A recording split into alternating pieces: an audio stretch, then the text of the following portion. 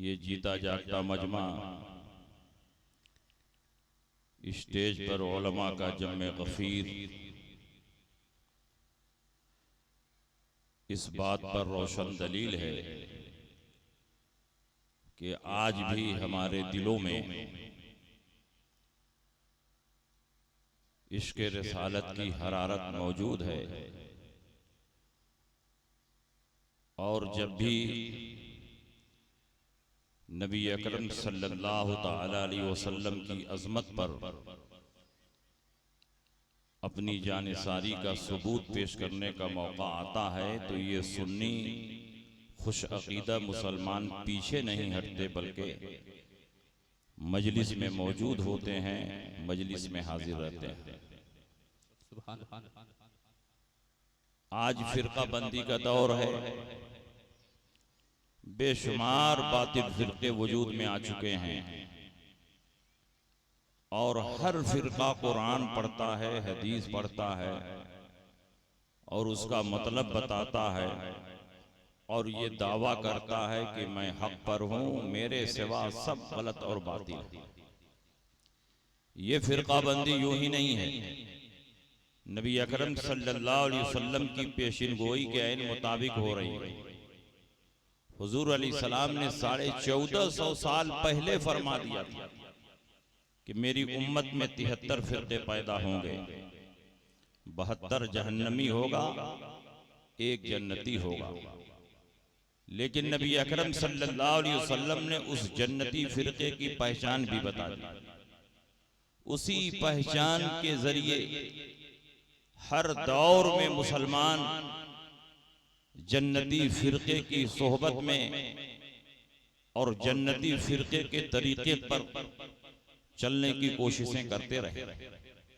खुद कुरान अज़ीम में अल्लाह ने फरमाया, वमन युशाक़िक़िर रसूल मिन बादि मा तबय्यन लहुल हुदा वयत्तबि गैर सबीलिल मुमिनीन नुवल्लिही मा तवल्ला व नुस्लिही जहन्नम वसाअत मसीरा। जो नबी के खिलाफ करे हिदायत आ जाने के बाद और आम मुसलमानों के रास्ते से हटकर कोई रास्ता चले, हम उसको उसकी राह पर छोड़ देंगे और उसको जहन्नम में दाखिल करेंगे। और जहन्नम पलटने की कितनी बुरी जगह है। ये आयत करीमा इस बात पर रोशन दलील है कि आम मुसलमानों के रास्ते पर चलना हक और अहले हक की पहचान है और आम मुसलमानों के रास्ते से हटकर कोई नया रास्ता इख्तियार करना ये गुमराही और बददीनी की दलील है। इसीलिए अल्लाह के नबी ने इरशाद फरमाया, इत्तबिउ अस्सवादल आज़म फ़इन्नहु मन शज़्ज़ शुज़्ज़ फ़िन्नार। सवाद आज़म की पैरवी करो, बड़े गिरोह की पैरवी करो, बड़ी जमात की पैरवी करो। जो बड़े गिरोह से कटा वो सीधे जहन्नम में पहुंचा। अल्लाह के नबी इरशाद फरमाते हैं, यदुल्लाहि अलल जमाअह, अल्लाह की मदद जमात के साथ है, इसलिए जमात के साथ ही रहो। जमात से हटकर कोई नया रास्ता इख्तियार करने की कोशिश न करो। और तीसरी हदीस में रसूल पाक ने फरमाया, इन्न शैतान ज़ेबुल इंसान का ज़ेबिल गनम याखुज़ु शाज़ता वल क़ासियता वन नाहिया फ़इय्याकुम वशिआब व अलैकुम बिल जमाअत वल आम्मा। शैतान इंसानों का भेड़िया है, जैसे बकरियों का भेड़िया उसी बकरी को निशाना बनाता है जो बकरी रेवड़ से कटकर अलग थलग चलती। इसलिए तुम लोग तो फरकाबाजी से बचो और जमात आम्मा की पैरवी करो। एक हदीस में फरमाया, बड़े गिरोह की पैरवी करो। दूसरी हदीस में फरमाया, जमात के साथ रहो।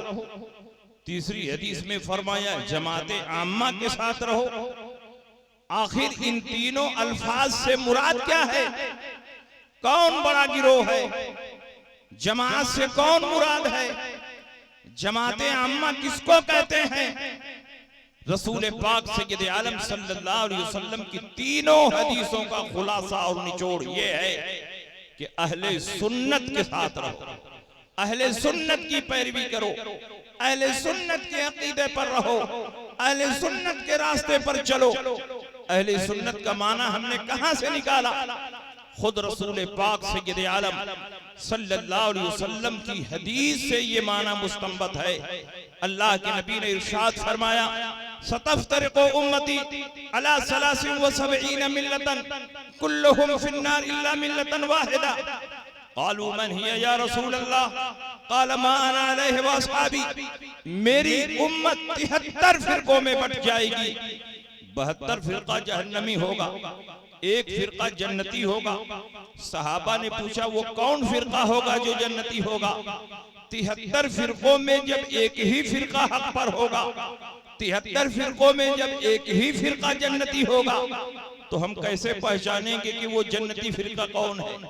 अल्लाह के नबी ने ये नहीं फरमाया जो हदीस पर अमल करे वो जन्नती है, जो कुरान पर अमल करे वो जन्नती है, जो तबलीगी निसाब लेकर नगर नगर नगर नगर घूमे वो जन्नती है, जो तक़वियतुल ईमान का दर्स दे वो जन्नती है। अल्लाह के नबी ने बहुत शॉर्ट लफ्जों में फरमाया, मा अना अलैहि व अस्हाबी, जो मेरे तरीके पर हो और मेरे सहाबा के तरीके पर हो वो जन्नती है। नबी के तरीके को सुन्नत कहते हैं, सहाबा को जमात कहते हैं, और दोनों को मिलाओ तो अहले सुन्नत व जमात बनता है। पता चला जो अहले सुन्नत व जमात के तरीके पर होगा वो जन्नती होगा, और जो अहले सुन्नत से अलग होगा वो जहन्नमी होगा। चाहे वो अपना नाम अहले कुरान रखे, चाहे वो अपना नाम अहले हदीस रखे, चाहे वो अपना नाम जमाते इस्लामी रखे, चाहे वो अपना नाम तबलीगी रखे, चाहे वो अपना नाम मौदूदगी रखे। खूबसूरत टाइटल लगा लेने से कोई जमात हक पर नहीं हो सकती है। हक पर वही जमात होगी जो नबी की सुन्नत पर चले और सहाबा के तरीके पर चले। नारे तकबीर, अल्लाहु अकबर, नारे रिसालत, या रसूल अल्लाह। उलमाए किराम, हज़रत अल्लामा मुफ्ती शमशाद अहमद मिसबाही जिंदाबाद, नारे तकबीर, अल्लाहु अकबर। आज के दौर में कौन सहाबा के तरीके पर चल रहा? नबी अकरम सल्लल्लाहु अलैहि वसल्लम ने जन्नती फिरके की पहचान ये बताई जो मेरी सुन्नत पर चले और सहाबा के रास्ते पर चले। जो सहाबा का रास्ता है वही तो नबी की सुन्नत है। सहाबा का रास्ता नबी के तरीके से अलग नहीं है। सहाबा का रास्ता नबी के तरीके से अलग नहीं है। जो नबी का तरीका वही सहाबा का तरीका, जो नबी की सुन्नत वही सहाबा की सुन्नत, जो नबी का नजरिया वही सहाबा का नजरिया, जो नबी ने दुनिया के सामने तालीम पेश की वही तालीम सहाबा की है। तो नबी को दो बयान करने की क्या जरूरत थी? नबी एक ही बयान कर देते, जो मेरी सुन्नत पर चले वो जन्नती है। अपनी सुन्नत के साथ साथ सहाबा के तरीके को क्यों लाजिम फरमा रहे हैं? इसलिए कि नबी दुनिया वालों को ये बताना चाहते हैं कि कुछ लोग पैदा होंगे जो सहाबा को छोड़कर डायरेक्ट कुरान पर अमल करने का दावा करेंगे, सहाबा को छोड़कर हदीस पर चलने का दावा करेंगे, सहाबा को छोड़कर सुन्नत पर चलने का दावा करेंगे। और जब दरमियान से सहाबा को हटा दोगे तो न कुरान पर अमल हो सकता है, न हदीस पर अमल हो सकता है, न नबी की सुन्नत पर अमल हो सकता है। इसलिए नबी ने अपनी सुन्नत के साथ सहाबा के तरीके को लाजिम। अब आज के जलसे में यही फैसला करना है कि कौन सहाबा के रास्ते पर है। अगर आपने ये समझ लिया कि सहाबा के रास्ते पर हम लोग हैं तो आपका दिल मुतमईन हो जाएगा, आपका अकीदा और मजबूत हो जाएगा। हमारे जितने अकायद हैं, जितने मामूलात हैं, सब सहाबा के रास्ते पर हैं, सहाबा के रास्ते से हटे हुए नहीं हैं। सहाबा किराम के अक़वाल की रोशनी में है। हमारा कोई अकीदा और हमारा कोई अमल किताब और सुन्नत से बाहर नहीं। दुनिया का कोई भी बातिल तबका अभी तक हिंदुस्तान में पैदा नहीं हुआ जो हमारे किसी अकीदे को यह चैलेंज कर दे कि ये कुरान के खिलाफ है, हदीस के खिलाफ है। मेरी जिम्मेदारी है, जिन अकीदों को तुम टच करोगे इसी स्टेज से मैं कुरान की आयतों की रोशनी में और नबी की हदीसों की रोशनी में उस अकीदे का हक होना साबित करेंगे। नारे तकबीर, अल्लाहु अकबर, नारे रिसालत, तहफ़्फ़ुज़ ईमान कॉन्फ्रेंस जिंदाबाद, हज़रत मौलाना मुफ्ती शमशाद अहमद साहब किबला जिंदाबाद। नारे तकबीर, नारे रिसालत। हमारा अकीदा है कि नबी गैब जानते हैं। हमारा अकीदा है कि नबी गैब जानते हैं, अल्लाह की अता से जानते हैं, अल्लाह के देने से जानते हैं, अल्लाह के बताने से जानते हैं। हमारा अकीदा है कि नबी गैब जानते हैं। अगर सहाबा का भी यही अकीदा हो कि नबी गैब जानते हैं, तो हमारा अकीदा सहाबा के अकीदे के मुताबिक हुआ कि नहीं हुआ। और मैं चैलेंज करता हूं कि सारे सहाबा का ये अकीदा था कि नबी गैब जानते हैं। एक दो नहीं, बेशुमार हदीसें मौजूद है कि सहाबा किराम ने नबी के गैब का एतराफ किया और नबी के गैब का ऐलान। हम भी नबी के गैब पर ईमान रखते हैं, सहाबा भी नबी के गैब पर ईमान रखते थे।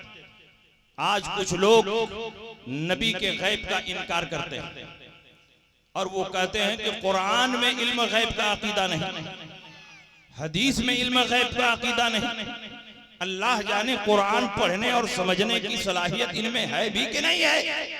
कुरान में ये अकीदा मौजूद, नबी की हदीसों में ये अकीदा मौजूद, फिर भी ये ढिढोरा पीट रहे हैं कि इल्म गैब का अकीदा ना कुरान में है ना हदीस में।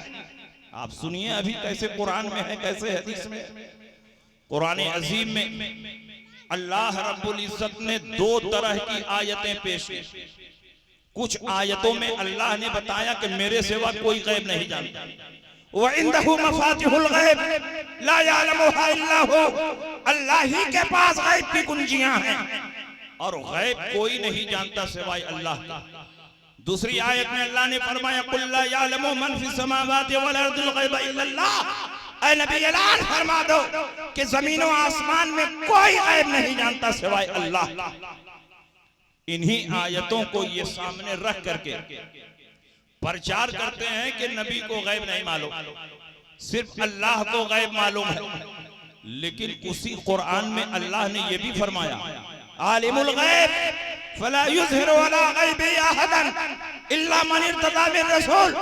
गैब का जानने वाला खुदा अपने गैब पर किसी को मुत्तला नहीं फरमाता, लेकिन जिन रसूलों से राजी हो जाता है उनको गैब पर मुत्तला फरमा देता है। बताओ हमारे नबी से अल्लाह राजी है कि नहीं है? जिन रसूलों से राजी हो जाता है उनको गैब पर मुत्तला फरमा देता है। उसी कुरान में अल्लाह ने फरमाया वमा कान अल्लाहु लियुत्लिअकुम अलल गैब वलाकिन्नल्लाह यज्तबी मिर रुसूलिही मन यशा। अल्लाह की शान ये नहीं है कि अपने गैब पर किसी को मुत्तला फरमाए, लेकिन जिन रसूलों को चुन लेता है उनको गैब पर मुत्तला फरमाता है। हमारे रसूल चुने हुए हैं कि नहीं है? उनका नाम ही है मुस्तफा, उनका नाम ही है मुर्तजा। वो चुने हुए भी हैं और पसंदीदा भी हैं। जिन रसूलों से अल्लाह राजी होता है उनको गैब पर मुत्तला फरमा देता है, जिन रसूलों को चुन लेता है उनको गैब पर मुत्तला फरमा देता है। इसका मतलब ये हुआ कि अल्लाह के रसूल ऐसे हैं कि वो नबी के, अल्लाह के रसूल ऐसे हैं जिनको अल्लाह अपने गैब पर मुत्तला फरमाता। अब कुरान में दो तरह की आयतें हो गई। कुछ आयतें कहती हैं कि गैब अल्लाह के सिवा कोई नहीं जानता, और कुछ आयतें कह रही हैं कि अल्लाह अपने चुने हुए और पसंदीदा रसूल को गैब पर मुत्तला फरमा देता। तो अब कुरान में टकराव और तारुज हो जाएगा कि नहीं हो जाएगा? और हमारा ईमान है कि कुरान में टकराव हो ही नहीं सकता, इसलिए कि इंसान की किताब में टकराव होता है, अल्लाह की किताब में टकराव हो नहीं सकता। इसलिए हमारा ईमान है कि वो आयतें भी अपनी जगह पर सही है, ये आयतें भी अपनी जगह पर सही है। जिन आयतों में अल्लाह ने फरमाया कि गैब कोई नहीं जानता सिवाय अल्लाह के, वहाँ इल्म गैबे ज़ाती मुराद है कि अपने आप नहीं जानता, बेबताए नहीं जानता, बेगैब के नहीं जानता, बेवही के नहीं जानता। और जिन आयतों में फरमाया जा रहा है कि अल्लाह अपने चुने हुए और अपने मुंतखब रसूल को गैब पर मुत्तला फरमाता है, वहां माना यह है कि अल्लाह के बताने से, अल्लाह की अता से, अल्लाह के देने से, अल्लाह के बाखबर करने से नबी गैब जानते हैं। दोनों आयतें अपनी अपनी जगह पर मुंतबिक हो गई। जहां फरमाया गया कोई गैब नहीं जानता सिवाय अल्लाह के, वहां माना है अपने आप नहीं जानता, और जहां फरमाया गया नबी गैब जानते हैं, वहां मतलब है कि अल्लाह के बताने से जानते हैं, वही के जरिए जानते हैं। और यही तो हमारा अकीदा है कि कोई नबी और रसूल अपने आप नहीं जानता, अल्लाह के बताने से। वाह वाह सुभान अल्लाह, नारे तकबीर, नारे रिसालत, तहफ़्फ़ुज़े ईमान कॉन्फ्रेंस जिंदाबाद, हज़रत मुफ्ती शमशाद अहमद साहब क़िबला जिंदाबाद, नारे तकबीर, अल्लाहु अकबर, रिसालत। और बात बात पर ये बुखारी से दिखाई, बुखारी से दिखाई, बुखारी से दिखाई। बुखारी शरीफ कभी आंखों से देखा नहीं होगा, और हम लोग अल्हम्दुलिल्लाह रोज बुखारी शरीफ पढ़ा रहे हैं, और कई साल से पढ़ा रहे हैं, और कितने हजार लोगों को पढ़ा करके फारिग कर दिया। लगता है कि रसूल पाक ने फरमाया था कि सिर्फ बुखारी की हदीस मानना, बाकी हदीस न मानना। रसूल पाक के जमाने में बुखारी शरीफ थी, रसूल पाक के जमाने में इमाम बुखारी थे। बुखारी शरीफ तो 3वीं सदी हिजरी में लिखी गई है। तो रसूल पाक सय्यद आलम सल्लल्लाहु अलैहि वसल्लम ने यह कहीं नहीं फरमाया कि सिर्फ बुखारी की हदीस मानना, बाकी हदीस ना मानना। मेयार यह है कि रसूल पाक की सही हदीस में दिखाओ। सही हदीस बुखारी में अगर है तो वो भी काबिल अमल है, और बुखारी के बाहर मुस्लिम में, तिरमिजी में, अबू दाऊद में, नसई में, इब्ने माजा में, किसी और किताब में भी है, तो वो भी हमारे लिए हुज्जत और दलील है। ये कौन सी बात हुई कि बुखारी में दिखाओ, बुखारी में दिखाओ? हमने इमाम बुखारी का नहीं कलमा पढ़ा, हमने रसूल पाक का कलमा पढ़ा। जहां जहां रसूल पाक की सही हदीस होगी वहां वहां हम अमल करेंगे। लेकिन आपको जिद है कि नबी के इल्म गैब पर बुखारी की हदीस दिखाई, तो बताइए कितनी हदीस दिखाऊं? अभी एक एक हदीस सुनाते हुए मैं चल रहा हूं, क्योंकि बहुत सारे मसाइल पर हदीस पेश करना है। अगर सिर्फ इल्म गैब ही पर लंबी तकरीर कर दूं तो बाकी मसाइल पर गुफ्तगू नहीं होगी। बुखारी शरीफ जिल्द अव्वल किताबुस सलात बाबो मन रका दून सफ, बिल्कुल शुरू की हदीस है, किताबुल वजू की हदीस। हजरत इमाम बुखारी ने बाब बांधा है, बाबो मन रका दून सफ, जो सफ में पहुंचने से पहले पहले मस्जिद के दरवाजे पर अकेले रुकू करके सफ में जाकर मिल जाए, उसकी नमाज होगी कि नहीं होगी। हजरत अबू बकरा की हदीस सुनिए, आप इरशाद फरमाते हैं, अन अबी बकरता अन्नहु इंतहा इला नबी सल्लल्लाहु अलैहि वसल्लम व वराकिन क़ब्ल अन यसला इला सफ।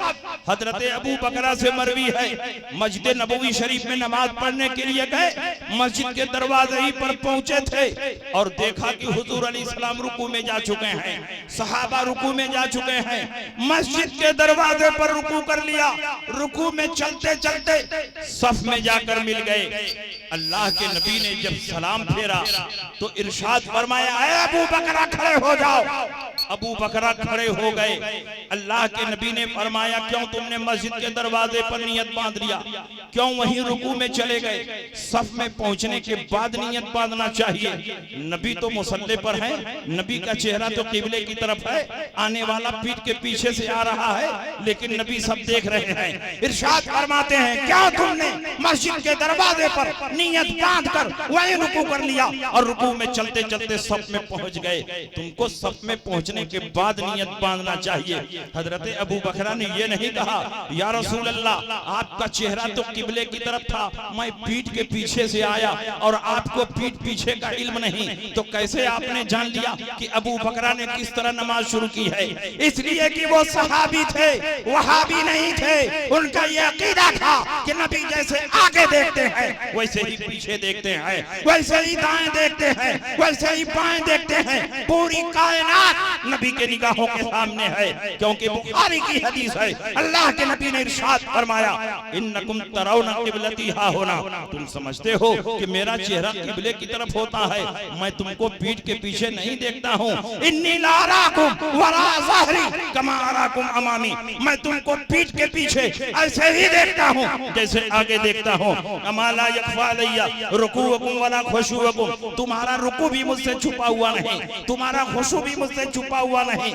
मैं वो पैगंबर हूँ कि यहीं पर खड़े खड़े अपने हौज़े कौसर को देख रहा हूँ। आप हौज़े कौसर को देख रहे हैं कि नहीं देख रहे हैं? आप जन्नत को देख रहे हैं, आप दोज़ख को देख रहे हैं, आप पुल सिरात को देख रहे हैं? नहीं, वो सब गायब है। और नबी फरमाते हैं यहीं पर खड़े खड़े मैं अपने हौज़े कौसर को देख रहा हूँ। वल्लाहि इन्नी लारा हौज़ल आन मिन मकामी हाज़ा, यहीं पर खड़े खड़े अपने हौज़े कौसर को देख रहा हूँ। अल्लाह ने कायनात की हर चीज को मेरे निगाहों के सामने समेट कर दिया है। मैं तमाम चीजों को ऐसे ही देखता हूँ जैसे हाथ की हथेली को देखता हूँ। इन्नल्लाह रफ़अ लिय दुनिया फ़अना अंज़ुरु इलैहा व इला मा हुवा काइनुन फ़ीहा इला यौमिल क़ियामा कअन्नमा अंज़ुरु इला कफ़ी हाज़िही, जो कुछ दुनिया में हो चुका है, जो कुछ क़यामत तक होने वाला है, सबको समेट कर अल्लाह ने मेरे निगाहों के सामने कर दिया है। मैं तमाम चीजों को ऐसे ही देखता हूँ जैसे हाथ की हथेली को देखता हूँ। इसीलिए नबी की शान दुनिया ने देखा। नबी कब्रिस्तान से गुजर रहे हैं, मुर्दों के हालात को देख रहे हैं, किस पर अजाब हो रहा है, किसको सवाब दिया जा रहा है। नबी मक्के में है, मदीने के हालात को देख रहे हैं, मदीने में है, जंगे रूम का मुशाहिदा कर रहे हैं, मिंबर पर है, क़यामत तक के अहवाल को सहाबा के सामने बयान कर रहे हैं। जमीन पर है, आसमान वालों को देख रहे हैं। जब आसमान से गुजरते हैं, जमीन पर चलने वाले इंसानों के दिलों को पढ़ते हैं। आला हजरत फरमाते हैं सरे अर्श पर है तेरा गुजर, दिले फर्श पर है तेरी नजर, मलकूत मुल्क में कोई शय नहीं वो जो तुझ पे आया नहीं, खुदा खुदा का यही है दर, नहीं और कोई मकर मकर, जो वहां से हो यही आके हो, जो यहाँ नहीं तो वहां। अल्लाहु अकबर, या अल्लाह, या अल्लाह, जिंदाबाद जिंदाबाद जिंदाबाद, अल्लाहु अकबर। बताइए बुखारी की हदीस से नबी का गैब साबित हुआ कि नहीं साबित हुआ? नबी के गैब पर हम भी ईमान रखते हैं, नबी के गैब पर सहाबा भी ईमान रखते थे। हमारा अकीदा सहाबा की अकीदे के मुताबिक हुआ और नबी ने फरमाया जो सहाबा के तरीके पर होगा वही जन्नती है, लिहाजा जन्नती कोई और नहीं, हम अहले सुन्नत हैं जिनकी पहचान इस दौर में मसलक आला हजरत से हो रही है। ये तो नबी के गैब की बात हुई। नबी अकरम सल्लल्लाहु अलैहि वसल्लम पर सहाबा इस हैसियत से भी ईमान रखते थे कि नबी दुनिया में जिसकी शफात करने जन्नत वाजिब, नबी आखिरत में शफात करने जन्नत वाजिब। और ये लोग नबी के गैब के भी मुनकिर हैं और नबी की शफात के भी मुनकिर हैं। अल्लाह बेहतर जाने कि जब नबी की शफात का ये इनकार करते हैं तो आखिरत में कैसे नबी की शफात इनको मिलेगी। जब नबी की शफात पर तुम्हारा ईमान ही नहीं है तो आखिरत में नबी तुम्हारी शफात नहीं करेंगे। नबी फरमाएंगे जब तुम मेरी शफात पर ईमान ही नहीं रखता था तो तू मेरी शफात का मुस्तहिक नहीं। अल्लाह के नबी ने इरशाद फरमाया शफाती यौमल क़यामत हक़्क़ुन फमन लम युमिन बिहा लम यकुन मिन अहलिहा। जो दुनिया में मेरी शफात पर ईमान नहीं रखता वो आखिरत में मेरी शफात का मुस्तहिक नहीं हो। ये है इनका मामला और हमारा अकीदा सुभान अल्लाह, हम तो ये ईमान रखते हैं कि नबी दुनिया में शफात कर दे तो भी जन्नत, नबी आखिरत में शफात कर दे तो भी जन्नत। नबी को दुनिया में भी शफात का पावर, नबी को आखिरत में भी शफात का पावर। ये कहते हैं नबी को दुनिया में शफात का कोई इख्तियार नहीं। अबू बकर हैं, उमर हैं, उस्मान हैं, अली हैं, तलहा हैं, जुबैर हैं, अब्दुर्रहमान इब्न औफ हैं, साद हैं, सईद हैं। बताइए ये अशरे मुबशरा हैं कि नहीं है? और अल्लाह के नबी ने आखिरत में इनके जन्नती होने की खबर दी थी कि दुनिया में, इसी दुनिया में अल्लाह के नबी ने मदीने की धरती पर सहाबा के सामने फरमाया था, अबू बकर फिल जन्ना, उमर फिल जन्ना, उस्मान फिल जन्ना, अली फिल जन्ना, तलहा फिल जन्ना। ये सारे के सारे सहाबा जिनका नाम मैं ले रहा हूँ वो सब के सब जन्नती हैं। इसका मतलब ये हुआ कि नबी को इसी दुनिया में ये पावर और इख्तियार है कि जिसका नाम ले ले परवरदिगार आलम उसको जन्नत में दाखिल कर। नबी मेराज पर तशरीफ ले गए, अल्लाह ने बहुत कुछ अता फरमाया। अल्लाह ने कितना दिया, नबी ने कितना लिया, उसकी तफसील हमको नहीं मालूम, लेकिन जितना नबी ने बयान फरमाया उतना मालूम। अल्लाह के नबी ने बयान फरमाया, अल्लाह ने मुझको शफाअत कुबरा का मनसब अता किया है, मैं जिसकी शफाअत कर दूं उसके लिए जन्नत वाजिब हो जाए। अल्लाह के नबी ने जब ये हदीस इरशाद फरमाई, उक्काशा इब्ने महसन असदी खड़े हुए। अल्लाह के नबी ने फरमाया, मेरी उम्मत के 70,000 अफराद बगैर हिसाब व किताब के जन्नत में जाएंगे। वजूहुहुम कल कमर लैलतल बद्र, उनका चेहरा 14वीं रात के चांद की तरह चमक रहा होगा। ला यदखुलु अव्वलुहुम हत्ता यदखुल आखिरहुम, ये 70,000 आगे पीछे जन्नत में नहीं जाएंगे, एक साथ कदम उठाएंगे जन्नत में दाखिल हो जाएंगे। अल्लाह के नबी ने जब ये हदीस इरशाद फरमाई तो एक सहाबी मचल गए, कहा बड़ा अच्छा मौका है, दरियाए रहमत बह रहा है। कहा या रसूल अल्लाह, जो 70,000 अफराद बगैर हिसाबो किताब के जन्नत में जाएंगे, या रसूल अल्लाह मेरा भी नाम उसमें शामिल कर दीजिए। सहाबी रसूल ने नबी से क्यों फरमाया, अल्लाह से क्यों नहीं फरमाया? जब जन्नत अल्लाह की है, पैदा किया अल्लाह ने, जन्नत में भेजने का मालिक अल्लाह है, तो सहाबी रसूल ने नबी से क्यों कहा या रसूल अल्लाह, जो 70,000 अफराद बगैर हिसाब व किताब के जन्नत में जाएंगे, मेरा भी नाम उसमें शामिल कर दीजिए। सहाबी का अकीदा था कि नबी जिसको चाहे दाखिल कर दें, नबी जिसको चाहे खारिज कर दें। अल्लाह के नबी ने महरूम नहीं किया। अल्लाह के नबी ने फरमाया, अंत मिनहुम, जाओ उन 70,000 में तुम्हारा भी नाम शामिल कर दिया। इसका मतलब ये हुआ कि 70,000 का कोटा अगर अल्लाह ने मुकर्रर किया है, लेकिन सिलेक्शन का इख्तियार प्यारे मुस्तफा को दिया गया है। मुस्तफा जिसे चाहेंगे 70,000 में दाखिल होगा, जिसे नहीं चाहेंगे लाख नमाजें पढ़े, लाख रोजा रखे, लाख कुरान की तिलावत करे, नबी की शफाअत का मुस्तहिक नहीं होगा। इसलिए आला हजरत फरमाते हैं, आज ले उनकी पनाह, आज मदद मांग उनसे, फिर न मानेंगे क़यामत में अगर मान। नारे तकबीर, नारे रिसालत, या रसूल अल्लाह, तहफ़्फ़ुज़े ईमान कॉन्फ्रेंस जिंदाबाद, हज़रत मौलाना मुफ्ती शमशाद अहमद साहब क़िबला जिंदाबाद, नारे तकबीर, अल्लाहु अकबर। आज दुनिया में नबी की शफाअत पर ईमान ले आओ, क़यामत में तो सारे कुफार नबी पर ईमान लाएंगे। फिरौन भी मरते वक्त जब दरिया में डूब रहा था, आमन्ना बिरब्बे हारून व मूसा, बे मूसा व हारून, मूसा और हारून के रब पर हम ईमान ले आए।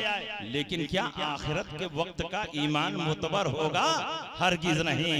युमिनून बिल गैब, गैब के साथ ईमान ले आओ, गैब होते हुए ईमान लाओ। जब जन्नत और दोज़ख को, नबी की शफाअत को, पुल सिरात को, हिसाबो किताब को, मीज़ान को, सब कुछ देख कर तुमने यकीन किया तो क्या यकीन किया? बेदेखे यकीन करो, उसको ईमान कहते हैं। ईमान बिल गैब मोतबर है, ईमान बिल शहादत मोतबर नहीं। नबी अकरम सल्लल्लाहु अलैहि वसल्लम दुनिया में भी शफाअत करेंगे, आखिरत में भी शफाअत करेंगे। शफाअत कुबरा का ताज आपके सर पर रखा जाएगा। मकामे शफाअत कुबरा आपको हासिल है। इसीलिए अल्लाह के नबी ने इसी दुनिया में बेशुमार लोगों को जन्नत में दाखिल फरमा दिया। ये कहते हैं कि नबी अपनी बेटी फातिमा की शफाअत नहीं कर सकते, तो आप लोगों की शफाअत कैसे करें? नबी ने खुद इरशाद फरमाया, या फातिमा तो लाऊनी अनके मिनल्लाहि मिन शैइन, ऐ मेरी बेटी फातिमा, मैं तुमको अल्लाह के अजाब से नहीं बचा पाऊंगा। ये कहते हैं नबी अपनी बेटी को अल्लाह के अजाब से नहीं बचा पाएंगे, तो आप लोगों की सिफारिश कैसे करेंगे? आप लोगों की शफाअत कैसे करेंगे? आप लोगों को जन्नत में कैसे भेजेंगे? इसीलिए मैं कहता हूं कि हदीस समझने के लिए इमाम अहमद रजा की तरह इश्क चाहिए। बेइश्क मोहम्मद जो पढ़ाते हैं बुखारी, आता है बुखार उनको बुखारी नहीं। ये हदीस नबी ने कब इरशाद फरमाई? बिल्कुल शुरू में, जब नबी इस्लाम की तबलीग फरमा रहे थे। जब नबी को हुक्म हुआ कि आप अपने घर वालों से तबलीग शुरू कीजिए, तो अल्लाह के नबी ने हजरत आयशा, अल्लाह के नबी ने हजरत खदीजतुल कुबरा को ईमान लाने का हुक्म दिया, और औरतों में सबसे पहले हजरत खदीजा आप पर ईमान ले आई, और दूसरे नंबर पर औरतों में हजरत मैमूना ईमान ले आई, बूढ़ों में सबसे पहले सिद्दीक अकबर ईमान ले आए, बच्चों में सबसे पहले अली मुर्तजा ईमान ले आए। ये हदीस नबी ने उस वक्त बयान फरमाया है जब अपने घर से तबलीग का आगाज फरमा रहे थे, और आपने फरमाया जब मैंने अपनी नबूवत का ऐलान कर दिया है तो अब सारे लोगों पर ईमान लाना फर्ज हो चुका है। अब जो मुझ पर ईमान नहीं लाएगा वो काफिर माना जाएगा, और अल्लाह ने काफिरों के लिए जहन्नम तैयार किया है। अल्लाह के इस अटल फैसले के मुकाबले में मैं तुम्हारी कोई मदद नहीं करूंगा, मैं कोई सिफारिश नहीं करूंगा। यही पैगाम आपने अपने घर वालों को दिया। बताओ नबी के घर वालों में हजरत फातिमा भी हैं कि नहीं है? ये मतलब नहीं है कि अगर तुम लोग इस्लाम का कलमा पढ़ लोगे तब भी मैं तुम्हारी शफाअत नहीं करूंगा। हजरत फातिमा ज़हरा ऐलान नबूवत से पहले पैदा हुई, और नबी अकरम सल्लल्लाहु तआला अलैहि वसल्लम ने अपनी बेटी फातिमा को ईमान के शरफ से मुशर्रफ होने के बाद वो नवाजा है कि दुनिया में आज तक किसी बेटी को नबी ने इतना नहीं नवाजा। अल्लाह के नबी ने अपनी बेटी का दर्जा इतना ऊंचा कर दिया, इतना ऊंचा कर दिया कि नबी फरमाते हैं इन्नमा फातिमा तो सय्यदतु निसाए अहलिल जन्नह, फातिमा जन्नती औरतों की सरदार है। सिर्फ जन्नत नहीं दे रहे हैं बल्कि जन्नत की सरदारी भी दे रहे हैं, जन्नती औरतों की क़यादत भी दे रहे हैं। अल्लाह के नबी इरशाद फरमाते हैं मेरी बेटी फातिमा की शान ये होगी कि जब वो पुल सिरात से गुजरेंगी तो निदा दी जाएगी या अहलल माशर नक्किसू रुऊसकुम व गुद्दू अबसारकुम फइन्न फातिमा बिन्त मुहम्मदिन तमुर्रु मा सबीना अल्फम मिन अल-हुरिल ऐन। ऐ अहले माशर, अपनी अपनी गर्दनें झुका लो, अपनी अपनी निगाहें बंद कर लो, कोई और नहीं, नबी की बेटी फातिमा ज़हरा 70,000 हूरों के साथ गुजरने वाली। बताओ, तुम कहते हो नबी अपनी बेटी की शफाअत नहीं करेंगे, और यहाँ नबी ने उनको जन्नत में भी दाखिल कर दिया और जन्नत की सरदारी भी अता फरमा दी, और पुलसिरात पर हजरत फातिमा का जो एजाज़ो इकराम किया जाएगा वो क़यामत तक किसी और की बेटी के साथ नहीं किया जाएगा। ये इस बात की दलील है कि नबी जिसको चाहे जन्नत में दाखिल कर दें और नबी जिसको चाहे जहन्नम में। एक सहाबी रसूल बड़ी बहादुरी के साथ जंग लड़ रहे थे। सहाबा ने कहा या रसूल अल्लाह, इतनी बहादुरी के साथ ये जंग लड़ रहे थे कि हम में से किसी ने इतनी बहादुरी के साथ जंग नहीं किया। नबी ने फरमाया अमा अन्नहु मिन अहलिन नार, लेकिन वो जहन्नमी है। नबी पर ईमान लाने का इजहार कर रहे हैं, कलमा पढ़ रहे हैं, नबी के पीछे नमाज पढ़ रहे हैं, नबी के झंडे के नीचे जिहाद कर रहे हैं, और दुश्मनों को दौड़ा दौड़ा कर कत्ल कर रहे हैं। सहाबा हैं कि उनकी बहादुरी से बहुत मुतासिर हैं। या रसूल अल्लाह, आज उसने इस्लाम की वो खिदमत की है कि हम में से किसी ने नहीं की है। आज तो वो इतना अजर और सवाब पाएगा कि हम में से कोई नहीं पाएगा। नबी ने फरमाया अमा अन्नहु मिन अहलिन नार, लेकिन वो जहन्नमी है। दूसरे दिन जब जंग हुई तो सहाबा ने जो नबी के गैब पर बड़ा मजबूत ईमान रखते थे, नबी अकरम सल्लल्लाहु अलैहि वसल्लम ने फरमा दिया कि जहन्नमी है तो जरूर जहन्नमी हो, नबी की बात गलत नहीं हो सकती। दूसरे दिन मैदाने जंग में एक सहाबी रसूल सिर्फ उन्हीं के पीछे पीछे थे। देखो करता क्या है कि जहन्नम में पहुंचता है। नबी का फरमान गलत नहीं हो सकता, पहाड़ अपनी जगह से हट सकता है, लेकिन नबी का कौल गलत नहीं हो सकता। बड़ी बहादुरी के साथ वो जंग लड़ रहे थे। लड़ते लड़ते एकदम जख्मी हो गए, खून में तरबतर हो गए और मौत नहीं आ रही थी, मौत नहीं आ रही थी। और मौत में जल्दी की, बेचैनी बेकरारी बढ़ी तो तलवार की नोक अपने पेट पर रखा और दस्ते को जमीन पर रखा और पूरे जिस्म को तलवार पर डाल दिया। तलवार ने उसके पेट को फाड़ दिया, उसने खुदकुशी कर ली और जहन्नम में पहुंच गया। नबी का कौल सादिक आया। नबी ने फरमा दिया था कि ये जहन्नमी है। नबी के दौर में बहुत से कलमा पढ़ने वाले थे, जबान से कलमा पढ़ते थे, लेकिन उनके दिल में ईमान है कि नहीं ये भी नबी जानते हैं। ये भी इल्म गैब की दलील है कि किसके दिल में ईमान है, किसके दिल में कुफ्र है, कौन जन्नत में जाएगा, कौन जहन्नम में जाएगा, ये सारी तफसीलात मेरे नबी को मालूम। बताइए, तो नबी के गैब पर हम ईमान रखते हैं, इसलिए कि सहाबा भी नबी के गैब पर ईमान रखते थे। नबी की शफाअत पर हम ईमान रखते हैं, इसलिए कि सहाबा भी नबी की शफाअत पर ईमान रखते थे। और नबी अकरम सल्लल्लाहु अलैहि वसल्लम को इतना पावर मिला है, इतना पावर मिला है कि नबी जिसको चाहे जन्नत में दाखिल करे। ये लोग कहते हैं कि अल्लाह ताला जिनके बारे में इजाजत देगा सिर्फ उन्हीं की शफाअत करेंगे, वो भी आखिरत। दुनिया में तो शफाअत का इख्तियार ही नहीं, आखिरत में जिनके जिनके बारे में अल्लाह इजाजत देगा सिर्फ उन्हीं की शफाअत करेंगे। मैं कहता हूं दुनिया हो कि आखिरत हो, नबी जिसकी चाहे, जिसको चाहे जन्नत में दाखिल करें। जब कुरान अजीम की ये आयत करीमा उतरी, वलसौफ युतीका रब्बुका फतरदा, अनकरीब परवरदिगार आलम आपको इतना अता फरमाएगा कि आप राजी हो जाएंगे। ये कुरान की आयत है और ये बुखारी शरीफ में मौजूद है। उसके तहत रसूल पाक की ये हदीस सुनिए।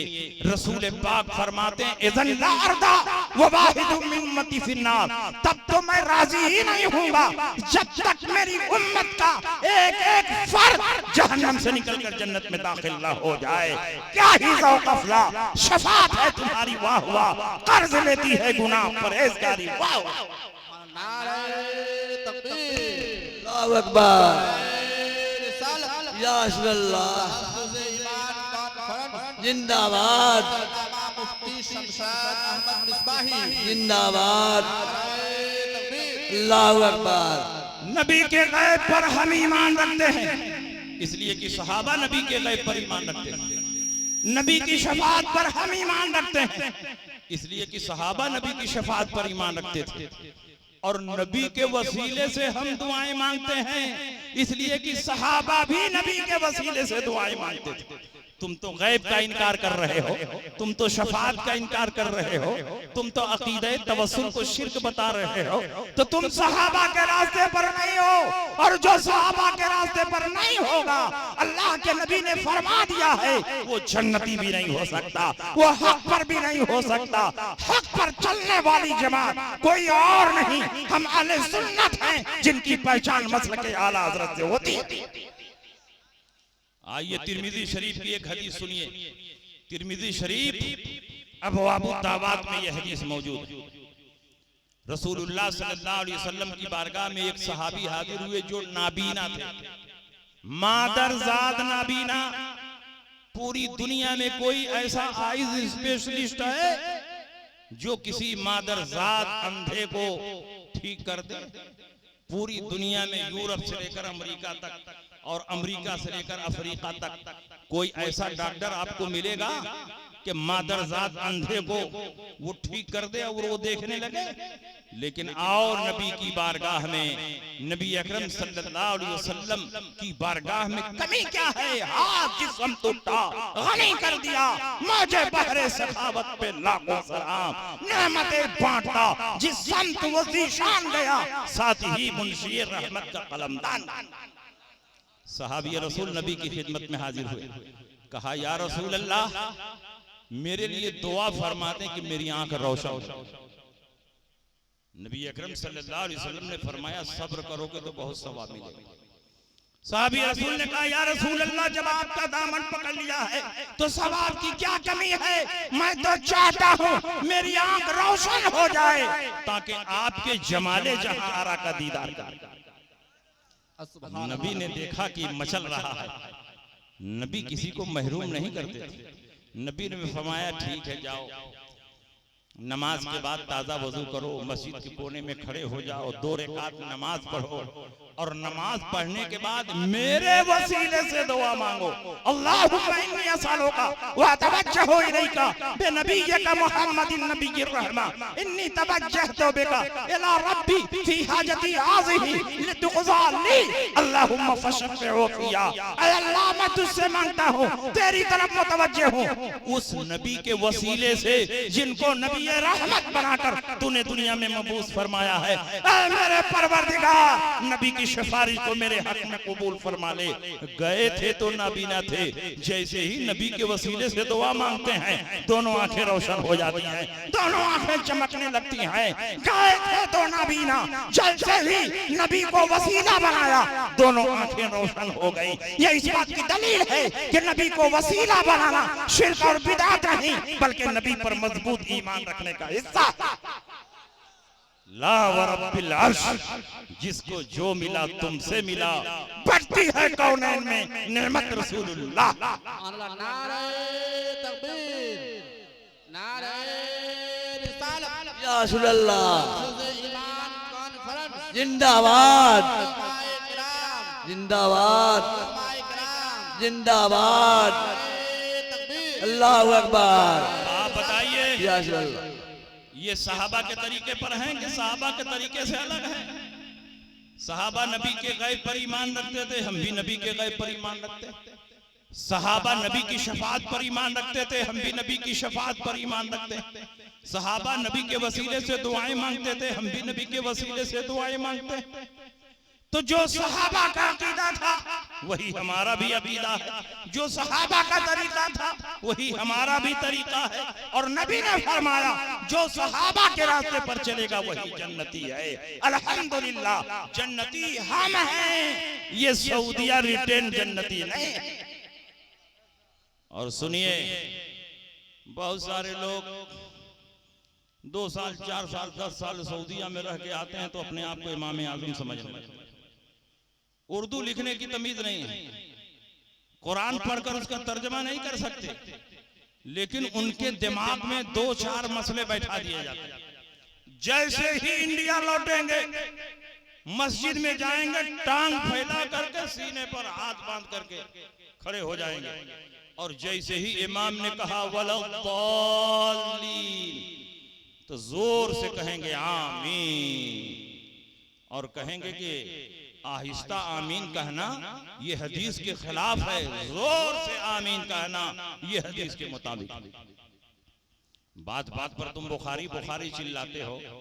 पूरी बुखारी शरीफ में, पूरी बुखारी शरीफ में पूरे हिंदुस्तान के गैर मुकल्लिद मिलकर एक भी जोर से आमीन कहने की हदीस दिखा दे तो मैं 1 लाख रुपया इनाम देने के लिए तैयार हूं। पूरी बुखारी शरीफ में जोर से आमीन कहने की एक भी हदीस मौजूद नहीं। पूरी बुखारी शरीफ में सीने पर हाथ बांधने की एक भी हदीस मौजूद नहीं है।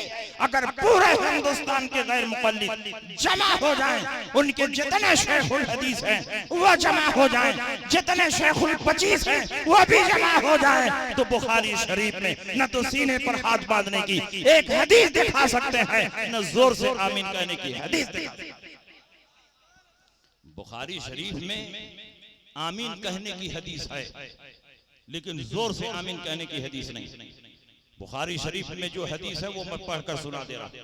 इज़ा क़ाल अल इमाम गैरिल मग़दूबि अलैहिम वलद्दालीन फ़क़ूलू आमीन फ़इन्नहु मन वाफ़क़ क़ौलुहु क़ौलल मलाइका गुफ़िर लहु मा तक़द्दम मिन ज़ंबि। जब इमाम गैरिल मग़दूबि अलैहिम वलद्दालीन कहे तो तुम आमीन कहो। यहां जोर से ये भी है, जब इमाम गैरिल मग़दूबि अलैहिम वलद्दालीन कहे तो तुम आमीन कहो, क्योंकि जिसका आमीन कहना फरिश्तों के आमीन के मुताबिक होगा उसके गुजरे हुए गुनाह माफ हो जाएंगे। किनके गुनाह माफ होंगे? जिनका आमीन कहना फरिश्तों के आमीन के मुताबिक होगा।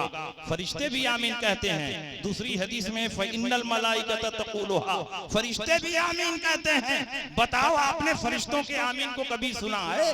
फरिश्ते आमीन कहते हैं। रसूल पाक फरमा रहे हैं फ़इन्नल मलाइकत तक़ूलुहा, फरिश्ते भी आमीन कहते हैं, तुम भी आमीन कहो। और जिसका आमीन कहना फरिश्तों के मुताबिक होगा उसके गुजरे हुए गुनाह माफ हो जाएंगे। आप लोगों में से किसी ने भी फरिश्तों के आमीन को सुना है?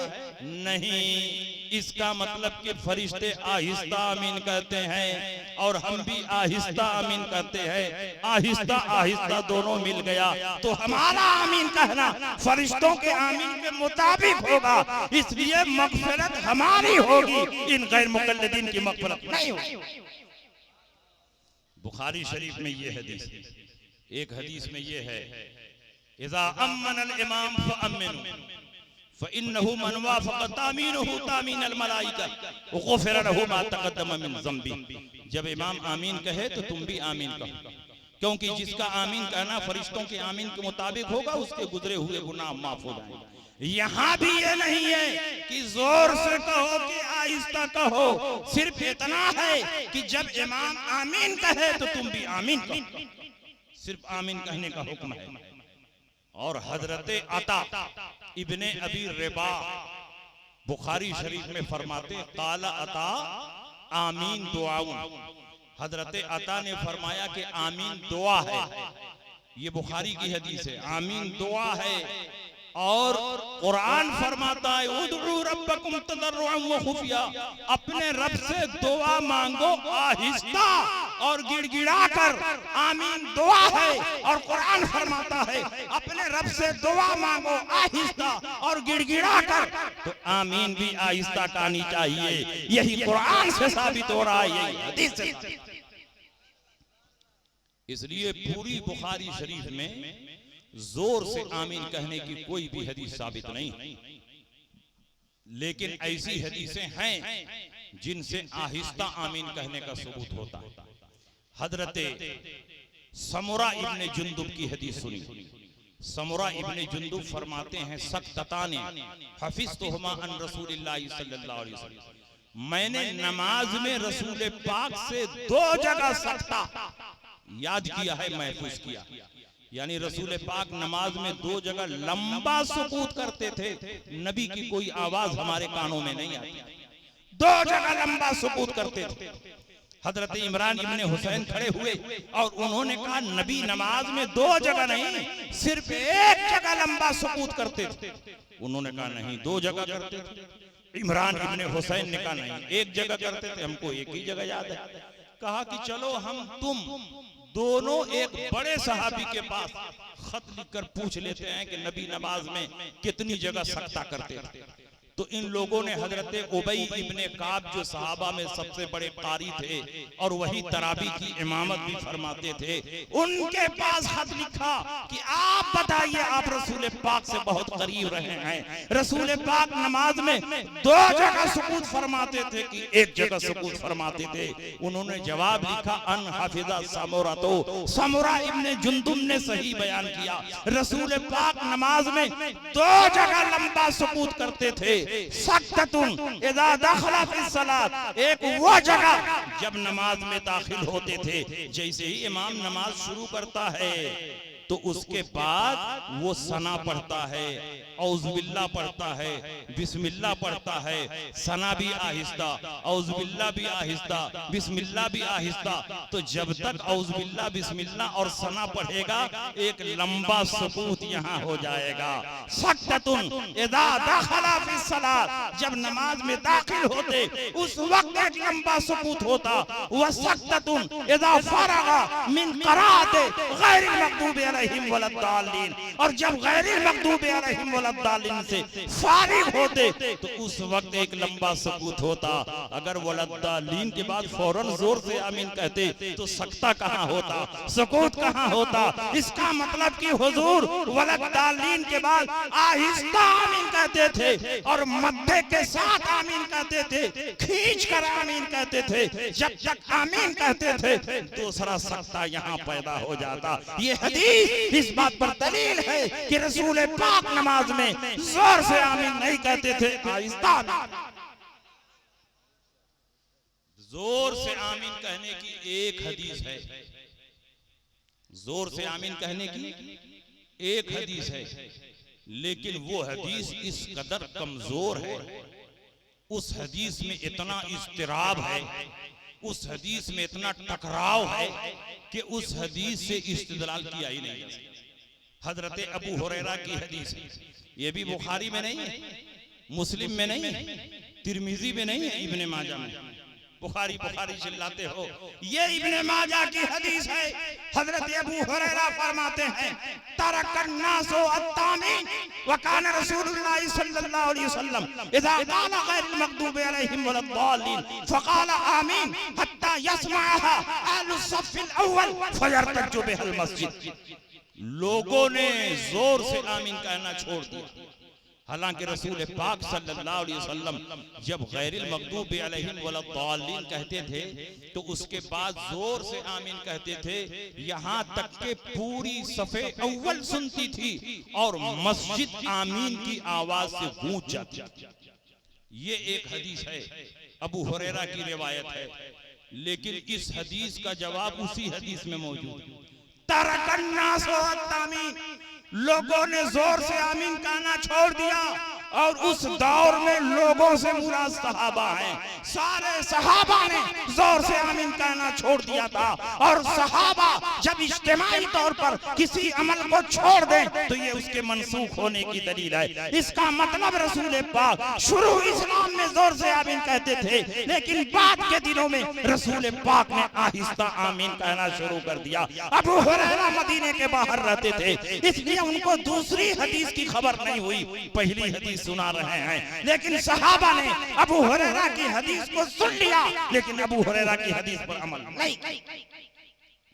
तो ये हदीस मनसूख है, जोर से आमीन कहने वाली हदीस मनसूख है और गैर मुकल्लिदीन भी मनसूख हैं। तो मनसूख पे अमल करें।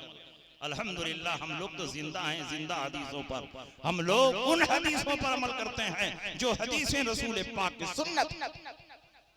ये हदीस इस्तिदलाल के काबिल नहीं है, क्योंकि अबू हुरैरा ही की दूसरी हदीस में ये अल्फाज हैं कि लोगों ने जोर से आमीन कहना छोड़ दिया।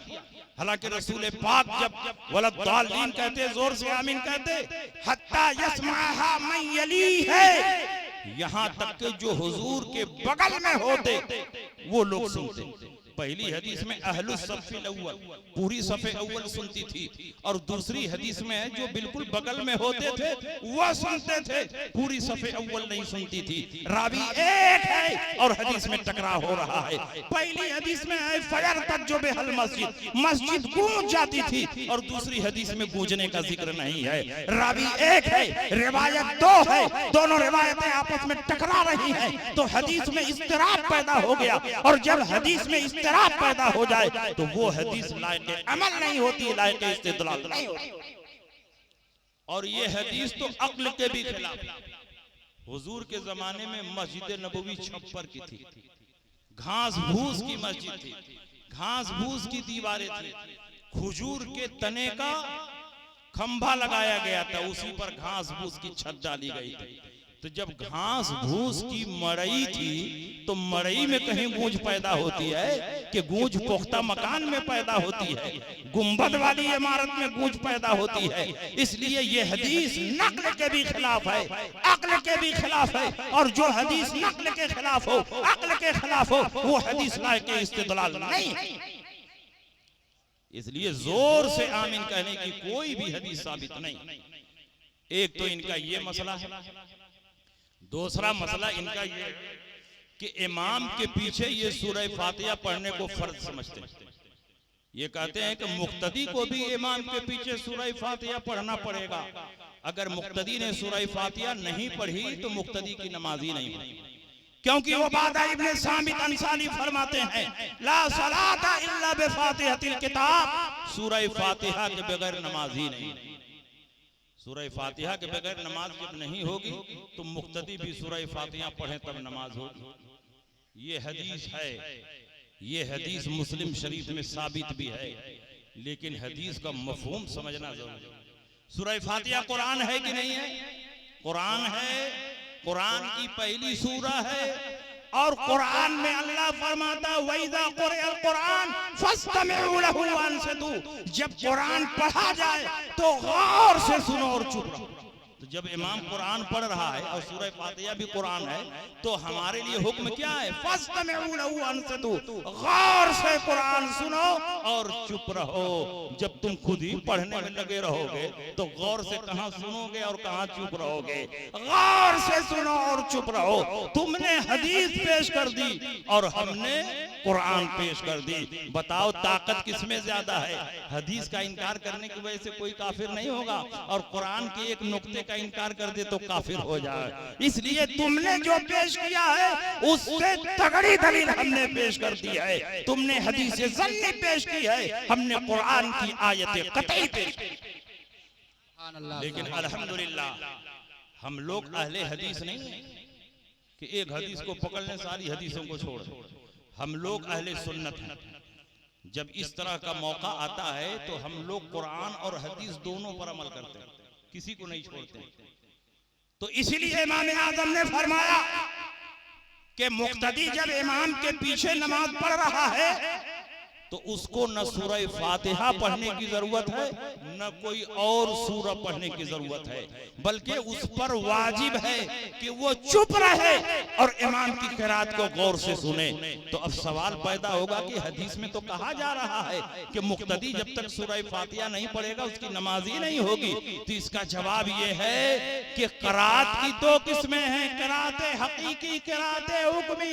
क़िराअत हकीकी ये है कि मुंह से पढ़े और क़िराअत हुक्मी ये है कि इमाम की क़िराअत को सुन ले। सुन लेना भी पढ़ने के हुक्म में है। और ये मैं नहीं कहता, रसूल पाक फरमाते हैं मन सल्ला खल्फल इमाम फइन्न क़िराअतल इमाम लहु क़िराअतुन, जिसने इमाम के पीछे नमाज पढ़ी तो इमाम का पढ़ना यही मुक्तदी का पढ़ना। सुभान अल्लाह, सुभान नारे तकबीर, नारे रिसालत, या रसूलल्लाह ईमान कॉन्फ्रेंस जिंदाबाद, दस्तारबंदी जिंदाबाद, दस्तारबंदी जिंदाबाद, मुफ्ती शमशाद अहमद मिसबाही जिंदाबाद, अल्लाहु अकबर। इमाम का पढ़ना मुक्तदी का पढ़ना है। तो बताइए, हमने कुरान पर भी अमल कर लिया और हदीस रसूल पर भी अमल कर लिया। तो ये अहनाफ का मकाम और दर्जा है कि हम कुरान पर भी अमल करते हैं, हदीस रसूल पर भी अमल करते हैं।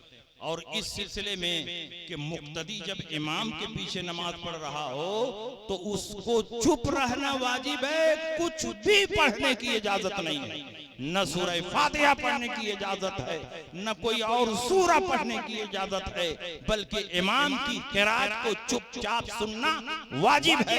अगर क़िराअत सुनाई दे रही है तो सुने, और क़िराअत सुनाई नहीं दे रही है जैसे ज़ोहर की नमाज, असर की नमाज, तो ऐसी सूरत में सिर्फ चुप रहना वाजिब है। अगर सुनाई दे तो भी चुप रहना वाजिब है, ना सुनाई दे तो भी चुप रहना वाजिब।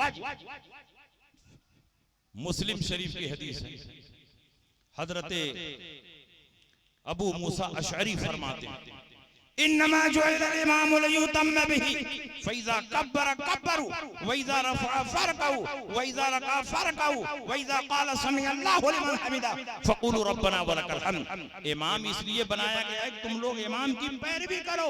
इमाम जब तकबीर कहे तुम भी तकबीर कहो, इमाम जब अल्लाहु अकबर कहे तुम भी अल्लाहु अकबर कहो, इमाम जब रुकू में जाए तुम भी रुकू में जाओ, इमाम जब सर उठाए तुम भी सर उठाओ, जब समी अल्लाहु लिमन हमिदा हमीदा कहे तो तुम रब्बना व लकल हम्द कहो। यहाँ तक बुखारी और मुस्लिम की हदीस साथ साथ चल रही है, लेकिन मुस्लिम शरीफ में एक जायद जुमला भी है, वैज़ा क़रअ फ़अन्सितू, लेकिन इमाम जब क़िरात करे तो तुम क़िरात ना करो बल्कि तुम चुप रहो।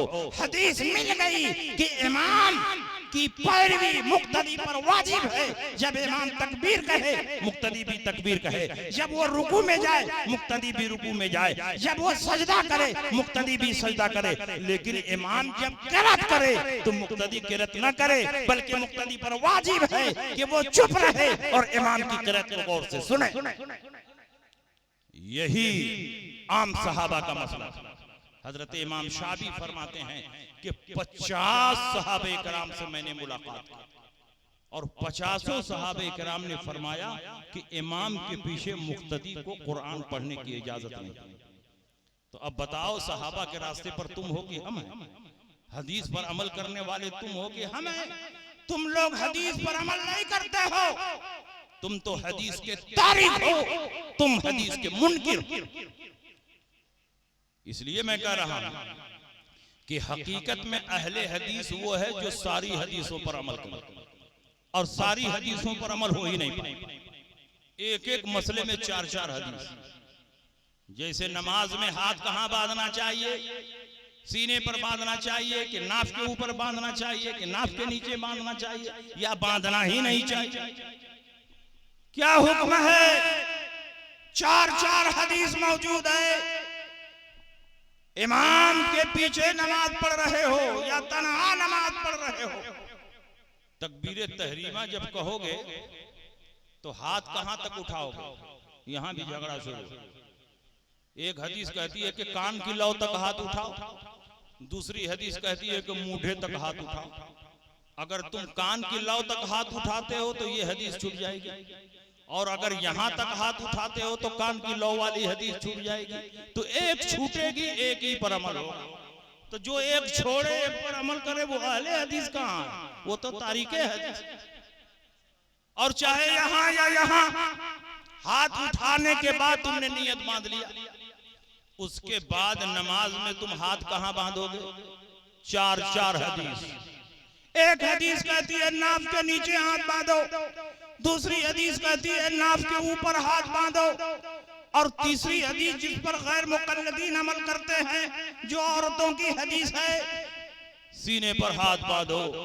और एक हदीस कहती है कि कहीं मत बांधो, हाथ छोड़कर नमाज। इमाम मालिक और उनके मानने वाले ऐसे ही पढ़ते हैं। सऊदीया में आप जाएंगे, हरम शरीफ में ऐसे बहुत से लोग मिलेंगे, उठाएंगे उसके बाद छोड़ के नमाज पढ़ेंगे। तो बताइए किस पर अमल करेंगे? 4 हदीस पर अमल हो पाएगा? अगर नाफ के नीचे आप हाथ रखते हैं तो नाफ के ऊपर वाली हदीस पर अमल नहीं हुआ, सीने वाली हदीस पर अमल नहीं हुआ। और अगर सीने पर हाथ रखते हैं तो नाफ के ऊपर वाली हदीस पर अमल नहीं हुआ, नाफ के नीचे वाली हदीस पर नहीं अमल हुआ। और अगर आप हाथ बांध कर पढ़ते हैं तो छोड़कर पढ़ने वाली हदीस पर अमल नहीं हुआ।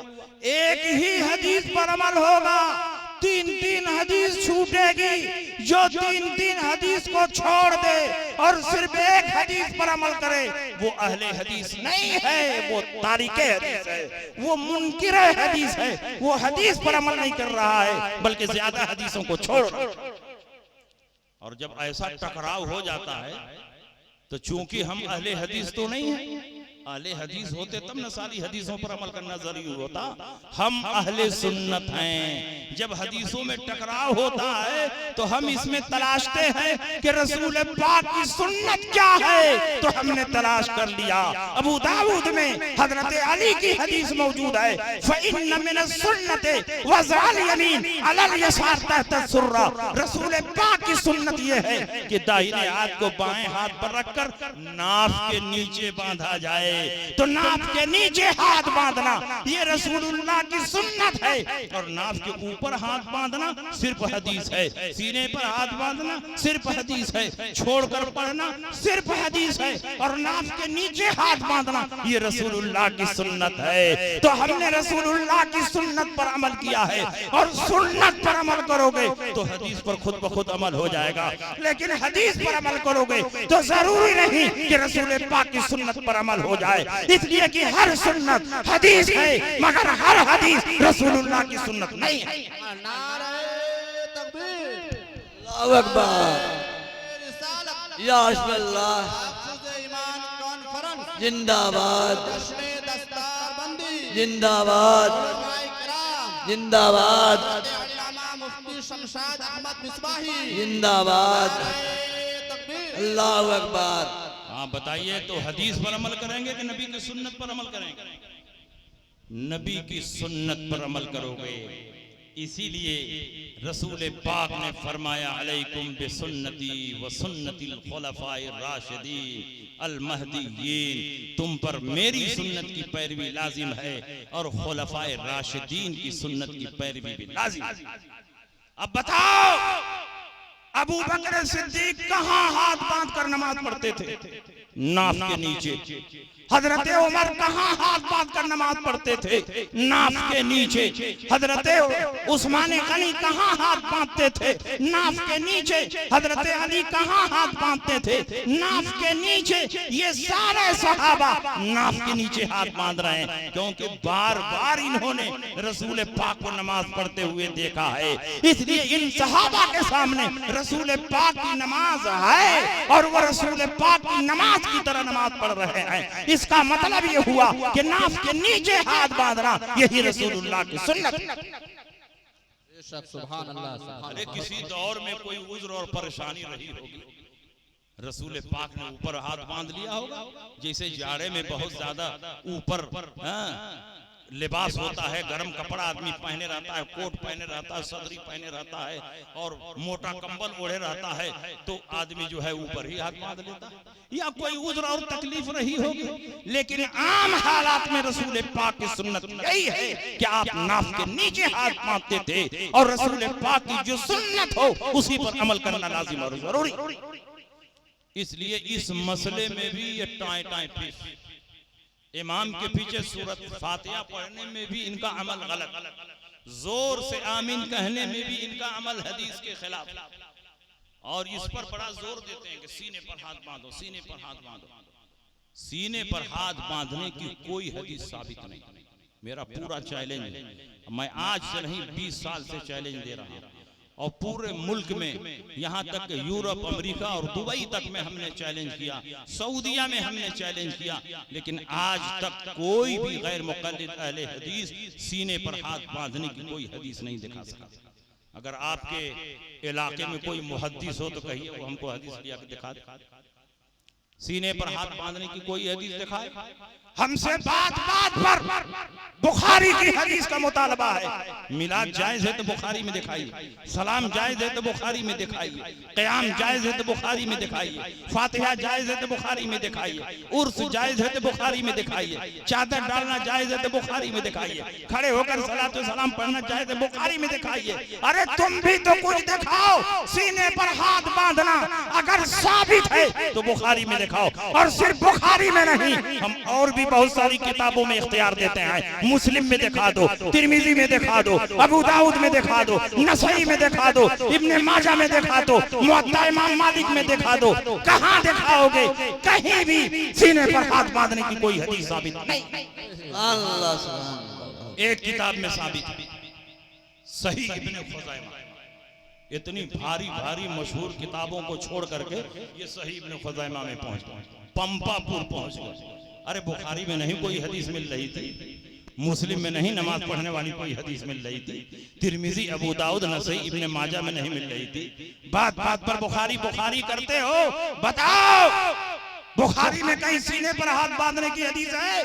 मुस्लिम में है, तिरमिजी में है, अबू दाऊद में है, नसई में है, इब्ने माजा में है, पूरी सिहाह सित्ता में सीने पर हाथ बांधने की एक भी हदीस साबित नहीं। हिंदुस्तान का कोई भी गैर मुक़ल्लिद अगर सिहाह सित्ता में सीने पर हाथ बांधने की हदीस दिखा दे तो मैं इसी स्टेज पर 1 लाख रुपया इनाम देने के लिए तैयार हूं। नारे तकबीर, अल्लाहु अकबर, नारे रिसालत, या अल्लाह, मसलके आला हज़रत जिंदाबाद, महफूज़ ईमान कॉन्फ्रेंस जिंदाबाद, जश्न दस्तारबंदी जिंदाबाद, अल्लामा मुफ्ती शमशाद अहमद मिसबाही जिंदाबाद, नारे तकबीर, अल्लाह अकबर।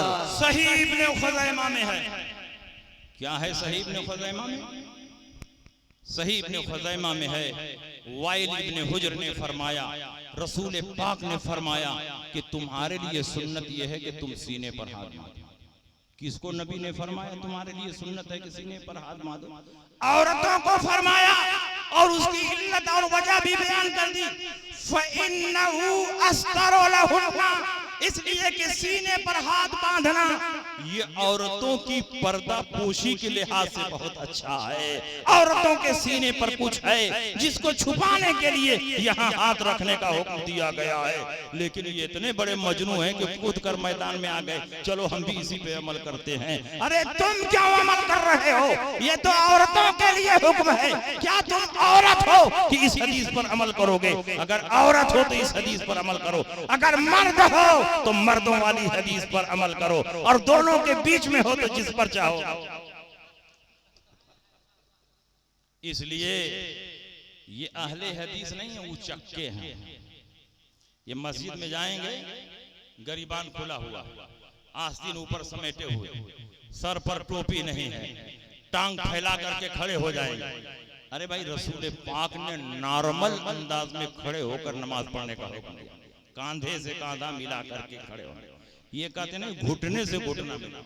जब घुटने से घुटना मिलाओगे तो कांधे से कांधा नहीं मिलेगा, और कांधे से कांधा मिलाओगे तो घुटने से घुटना नहीं मिलेगा, और घुटने से घुटना मिला करके पढ़ोगे तो उलट जाओगे, पता ही नहीं चलेगा। टांग फैला कर खड़े हो गए। मैंने कहा कि टांग क्यों फैला रहे हो? तो ये शैतान को रास्ता देते हैं कि शैतान को टांग के बीच से इमाम तक पहुंचने में कोई दुश्वारी नहीं। शैतान सीधे इमाम के पास जाए, इमाम की नमाज बर्बाद करे, भरभष्ट कर दे। जब इमाम की खराब हो जाएगी तो मुक्तदियों को खुद ही खराब। कोई अदब नहीं, नमाज का कोई शौर नहीं। इस तरह मस्जिदों में खड़े होते हैं, ऐसा लगता है कि ये कबड्डी खेलने आए हैं, नमाज पढ़ने नहीं। ये कुश्ती लड़ रहे हैं। तुम किसके दरबार में खड़े हो? कभी तुमने सोचा दुनिया के हाकिम के पास जाते हो तो लिबास अच्छा होना चाहिए, हाथ बांधना चाहिए, सर झुका रहना चाहिए, इसलिए कि हाकिम के पास हम खड़े हैं। और अहकमुल हाकिमीन के दरबार में तुम खड़े हो, गिरबान खुला हुआ है, आस्तीन समेटे हुए हो और सीना ताने हुए हो, टांग फैलाए हुए हो। अगर एसडीएम के पास इस तरह खड़े हो जाओ तो 10 जूते लगाकर तुमको बाहर कर देगा। अहकमुल हाकिमीन के दरबार में खड़े हो तो अदब के साथ खड़े रहो, तवाज़ो के साथ खड़े रहो। जब अल्लाह के दरबार में तुमको खड़े होने की तमीज नहीं है तो अल्लाह की बारगाह में इबादत कैसे? इसलिए मेरे भाइयों, आप इनके बहकावे में ना आइए। इनके सवाल तो बहुत हैं, रात भर हम जवाब देते रहेंगे तो भी इनका सवाल खत्म नहीं होगा। और आज से नहीं, हमारे उलमा जब से ये पैदा हुए हैं तब से जवाब दे रहे हैं, किताबें लिख रहे हैं, फिर भी इनका सवाल वहीं का वहीं रहा। मिलाद कहां से साबित है? सलाम कहां से साबित है? जुलूस निकालना कहां से साबित है? हुजूर अलैहिस्सलाम नूर हैं, ये किस हदीस से साबित है? अरे ये हदीस तो इमाम बुखारी के दादा से साबित है। तुम तो खाली इमाम बुखारी तक पहुंचे हो, ये इमाम बुखारी के दादा उस्ताद से साबित है। इमाम बुखारी के उस्ताद नहीं, दादा उस्ताद हैं हजरत इमाम अब्दुर रज़्ज़ाक़। उनकी किताब का नाम मुसन्नफ है। मुसन्नफ अब्दुर रज़्ज़ाक़ में ये नूर वाली हदीस मौजूद है। हजरत जाबिर इब्ने अब्दुल्लाह ने पूछा, या रसूल अल्लाह, अल्लाह ने तमाम चीजों से पहले किस चीज को पैदा फरमाया? तो नबी ने इरशाद फरमाया, या जाबिरो इन्नल्लाह तआला खलक़ा क़ब्ल अल-अशियाइ नूर नबिय्यका मिन नूरी। ऐ जाबिर इब्ने अब्दुल्लाह, अल्लाह ने तमाम चीजों से पहले मेरे नूर को अपने नूर से पैदा किया। और इस हदीस को एक दो नहीं, सैकड़ों मुहद्दिसीन ने अपनी अपनी किताबों में दर्ज किया। किसी ने ये नहीं कहा ज़ईफ है, हम अपनी किताब में जगह नहीं देंगे। इमाम अहमद कस्तलानी ने मवाहिब दुनिया में इस हदीस को नकल फरमाया। अल्लामा यूसुफ नबहानी ने जवाहिरुल बिहार में लिखा। शेख अब्दुल हक मुहद्दिस देहलवी जिनकी किताबों को तुम भी मानते हो, उन्होंने मदारिजुन नबुव्वह में इस हदीस को लिखा। शाह वलीउल्लाह मुहद्दिस देहलवी जो इस्माइल देहलवी के दादा हैं, उन्होंने मआरिजुन नबुव्वह में इस हदीस को लिखा। अल्लामा अब्दुल रहमान जामी ने शवाहिदुन नबुव्वह में इस हदीस को लिखा है, और अल्लामा इब्ने हजर ने अफजलुल कुरान में इसको लिखा है। और दौरे अखीर के सबसे बड़े मुजद्दिद और सबसे बड़े मुहक्किक आला हजरत इमाम अहमद रज़ा ने फतावा रिज़विया में और अल मलफूज में इस हदीस को बयान किया। हर दौर में जिस हदीस को लोग बयान करते रहे, अपनी किताबों में लिखते रहे, उसकी तखरीज करते रहे, अगर वो हदीस ज़ईफ भी हो तो तलक्कील उलमा बिल कबूल की वजह से वो हदीस हसन के दर्जे में हो जाएगी। जिस हदीस को हर दौर के उलमा तस्लीम करें, बयान करें, किताबों में जगह दें, अगर ज़ईफ भी हो तो वो हदीस हसन के दर्जे में पहुंच जाए। मगर ये इतने बड़े चालबाज हैं, जैसे दाढ़ी मारने वाले बनिया होते हैं, वैसे ही है। जब मुसन्नफ़े अब्दुल रज़्ज़ाक़ को छापना हुआ तो कई सौ साल तक मुसन्नफ़े अब्दुल रज़्ज़ाक़ में ये हदीस छपती रही। लेकिन 80 साल पहले, 90 साल पहले जब सऊदीया में इन नापाकों की हुकूमत कायम हुई, इन्होंने मुसन्नफ़े अब्दुल रज़्ज़ाक़ को जब छापा तो इस हदीस को निकाल करके छापा, ताकि आगे चल करके हम कह सकें कि मुसन्नफ़े अब्दुल रज़्ज़ाक़ में ये हदीस मौजूद है। तुमको क्या है किसी मुहद्दिस की किताब से हदीस निकालने की? अगर उसकी किताब को तुम छाप रहे हो और इस हदीस से इत्तेफाक नहीं है तो उसके नीचे तुम हाशिया लिख सकते थे, नोट लिख सकते थे, बहस लिख सकते थे, रावियाने हदीस पर कलाम कर सकते थे। लेकिन पूरी हदीस को किताब से निकाल देना ये इनकी बददियानती है। इन्होंने सऊदिया से जब मुसन्नफ के नुस्खों को छापा तो हदीस नूर को निकाल दिया, लेकिन अल्हम्दुलिल्लाह दुबई की सरजमीन से मसलक आला हजरत के मानने वालों ने उसी पुराने नुस्खे को हदीस नूर के साथ शाये किया है, ताकि ये वहाबी ये ना कह सकें कि पुराने नुस्खे में हदीस नूर मौजूद नहीं, बल्कि सुन्नियों ने जो छापा है उसमें हदीस नूर मौजूद। और हुजूर अलैहिस्सलाम का नूर होना बशरियत के मुनाफी नहीं है। हुजूर नूर भी हैं, बशर भी। हम हुजूर की बशरियत का इनकार नहीं करते। हमारा तो अकीदा है कि जो हुजूर की बशरियत का इनकार करे वो काफिर है। हुजूर नूर भी हैं, बशर भी हैं। हुजूर अपनी सिफात में नूर है और अपनी जात में बशर है। कुरान ने आपके नूर होने का ऐलान किया, नबी ने अपने नूर होने का ऐलान किया, तो हम आपको नूर भी मानते हैं। और कुरान ने आपकी बशरियत का ऐलान किया तो हम आपको बशर भी मानते हैं, लेकिन अपने जैसा नहीं, अफजलुल बशर मानते हैं, खैरुल बशर मानते हैं, ऐसा बशर मानते हैं कि आज तक अल्लाह ने ऐसा बशर न पैदा किया न क़यामत तक पैदा करे। अल्लाह की सरताबा कदम शान है ये, इंसान ही इंसान, वो इंसान है ये। कुरान तो ईमान बताता ही नहीं, ईमान ये कहता है मेरी जान। नारे तकबीर, नारे रिसालत, नारे रिसालत। अच्छा आप बताइए, हुजूर अलैहिस्सलाम अगर बशर हैं, इनका इतराज है, फिर नूर कैसे हो सकते हैं? तो हजरत जिब्रील अमीन तो नूर है ना, सारे फरिश्ते नूर से पैदा किए गए।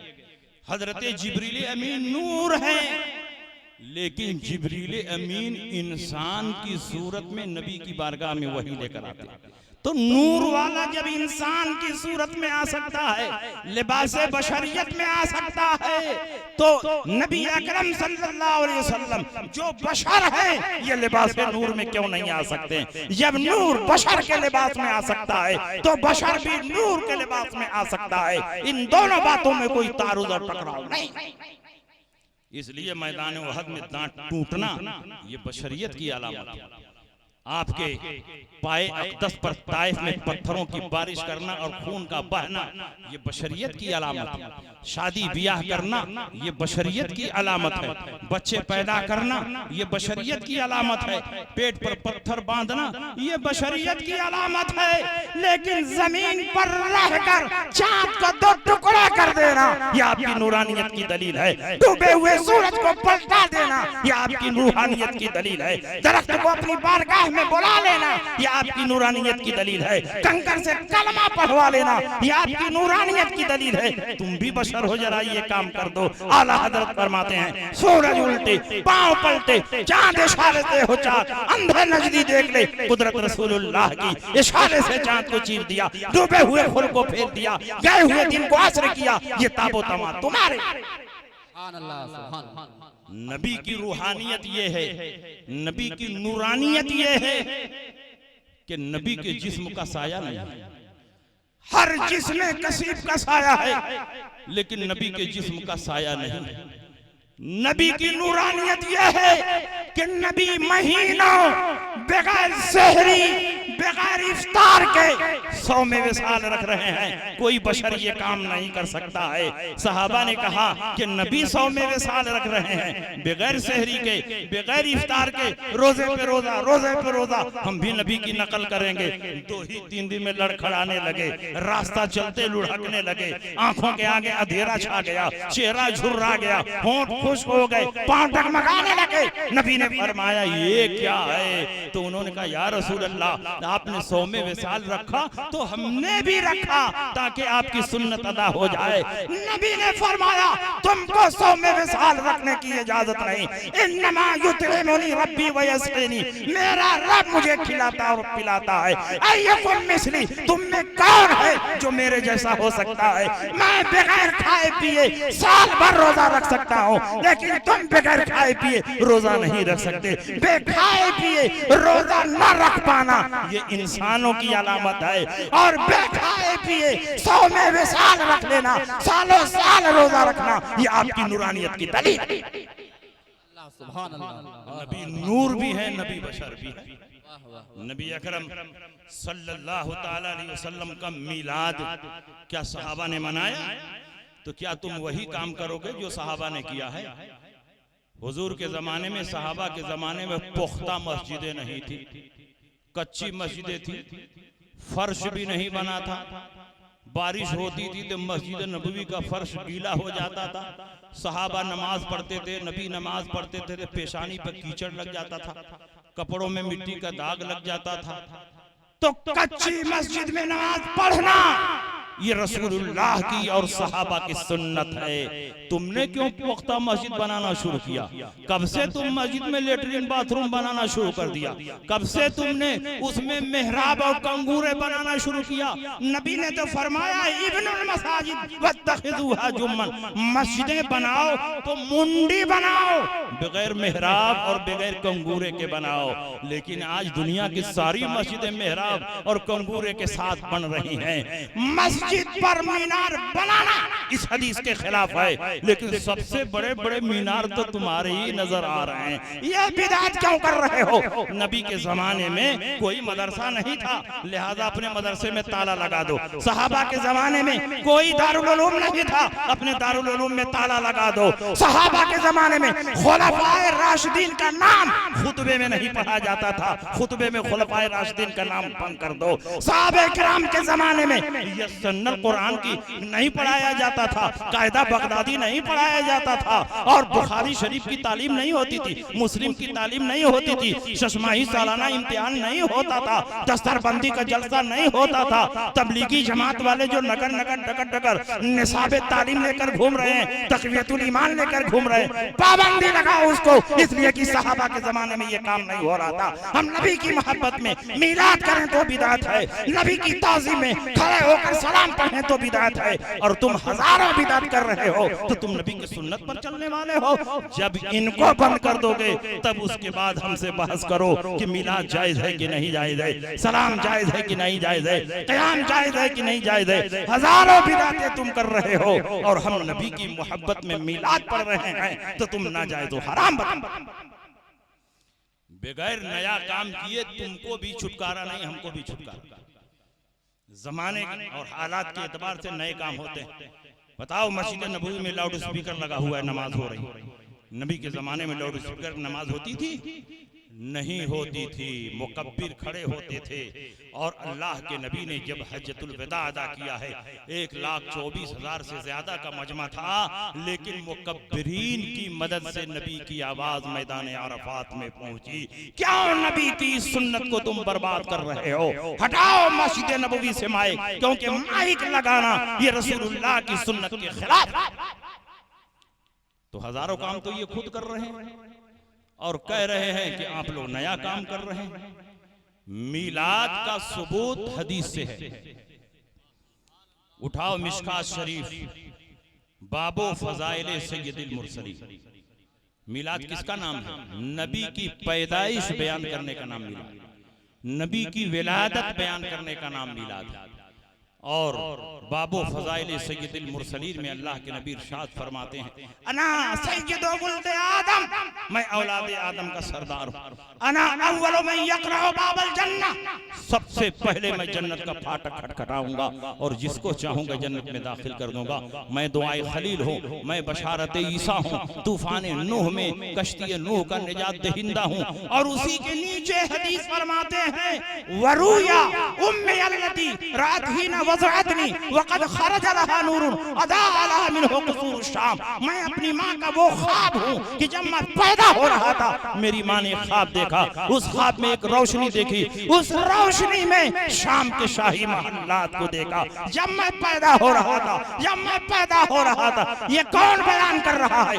नबी बयान कर रहे हैं। तो मिलाद बयान करना ये तो नबी से साबित है, नबी की हदीस से साबित है। और इस हदीस को सहाबा ने बयान किया, तो मिलाद बयान करना ये सहाबा किराम से भी साबित है। नबी की पैदाइश बयान करने का नाम मिलाद है, और नबी की पैदाइश को बयान करना ये तो रसूलुल्लाह की हदीस से साबित है। और खुद कुरान अज़ीम में अल्लाह ने नबी की आमद का ऐलान फरमाया, लक़द जाअकुम रसूलुम मिन अनफुसिकुम, नबी की मजीयत का ऐलान, क़द जाअकुम बुरहानुम मिर रब्बिकुम, नबी के आने का ऐलान हो रहा है। क़द जाअकुम मिनल्लाहि नूरुन व किताबुम मुबीन, नबी की आमद का ऐलान हो रहा है। कुरान में जगह जगह अल्लाह रब्बुल इज्जत नबी की आमद का ऐलान फरमा रहा है। और आलम अरवाह में खुद अल्लाह ने नबी की आमद का ऐलान किया है। तो नबी के आने का ऐलान यही मिलाद है, नबी की पैदाइश का बयान इसी का नाम मिलाद है। तो नफ्से मिलाद तो कुरान और हदीस से साबित है। अब उसमें थोड़ी सी चेंजिंग आ गई। सहाबे कराम मुख्तसर मिलाद पढ़ते थे, और हम लोग जरा टेबल कुर्सी लगा करके मिलाद पढ़ दे रहे हैं, माइक लगा करके मिलाद पढ़ दे रहे हैं। और मिलाद शुरू करने से पहले कुरान अजीम की तिलावत हो जाती है, उसके बाद कोई शायर आता है, नबी की तारीफ व तौसीफ में नात पढ़ देता है, उसके बाद कोई खतीब आता है, नबी के फजाइल और मनाक़िब पर तकरीरें कर देता है। तो इनमें कौन सी ऐसी चीज है जो नाजायज है? क्या कुरान की तिलावत ये नाजायज है? क्या नबी के फजाइल और मनाक़िब बयान कर देना ये नाजायज है? क्या आखिर में खड़े होकर सलात व सलाम पढ़ देना ये नाजायज है? इनमें से कोई चीज नाजायज नहीं है। तो इन्हीं के मजमूए का नाम मिलाद है। तो मिलाद क्यों नाजायज है? आप हलवा बनाते हैं तो आपने आग जलाई, आग पर डेगची रखी, डेगची में पानी डाला, उसमें घी डाला, तेजपात का पत्ता डाला, उसमें चीनी डाला, उसमें सूजी, और उसके बाद उसको आग पर पका दिया तो हलवा तैयार हुआ। तो एक साहब ने कहा नहीं, हलवा नाजायज है, हुजूर के जमाने में नहीं था। अरे भाई क्यों नाजायज है? आग पर पकाना ये नाजायज है? नहीं। उसमें पानी डालना नाजायज है? कहा नहीं, पानी तो पाक चीज है। कहा उसमें घी डालना ये नाजायज है? कहा नहीं, घी अगर पाक है तो कोई हर्ज नहीं है। तेजपात का पत्ता डालना ये भी नाजायज नहीं, चीनी डालना ये भी नाजायज नहीं, सूजी डालना ये भी नाजायज नहीं, आग पर पका देना ये भी नाजायज नहीं। तो जब एक एक चीज नाजायज नहीं है तो इसी का मजमुआ तो हलवा हुआ, वो क्यों नाजायज हो गया? जब मिलाद में तिलावत नाजायज नहीं है, नबी के फजाइल बयान करना नाजायज नहीं है, खड़े होकर सलात व सलाम पढ़ना नाजायज नहीं है, तो इसी के मजमुए का नाम मिलाद है। तो ये क्यों नाजायज हो गया? जब एक एक चीज जायज है तो उसका मजमुआ भी जायज है।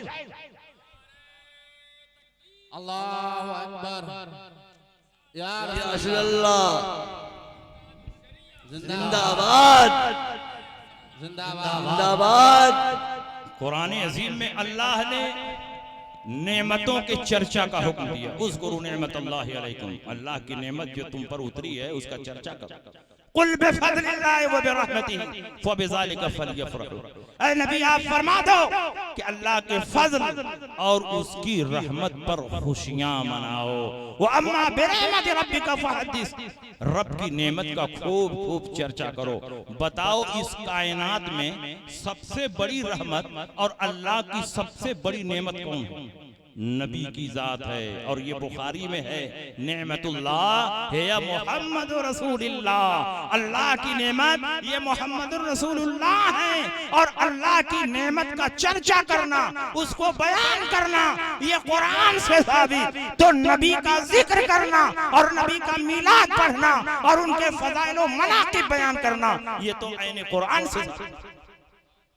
इसलिए इन चीजों को जो बिदअत कहता है वो कुरान और हदीस के उसूलों से नावाकिफियत रखता है। कुरान और हदीस के उसूलों से कोई वाकिफियत नहीं, कोई खबर नहीं। खड़े होकर सलात शाम पढ़ना ये क्यों नाजायज होगा? ये तो हदीस से साबित। क्या क्या सहाबे कराम खड़े होकर नमाज पढ़ते थे? तो मैं कहा हाँ, सहाबे कराम खड़े ही होकर सलाम पढ़ते थे। हदीस में है कि खड़े होकर सलाम पढ़ते थे। हदीस सुनना चाहते हैं कि साहबा खड़े होकर सलाम पढ़ते थे? तो इस हदीस को याद रखना पड़ेगा। जब सहाबे किराम तवाफ करते थे, हुजूर अलैहिस्सलाम ने फरमाया जब तवाफ करो तो अलग अलग रुकन पर अलग अलग दुआएं पढ़ो।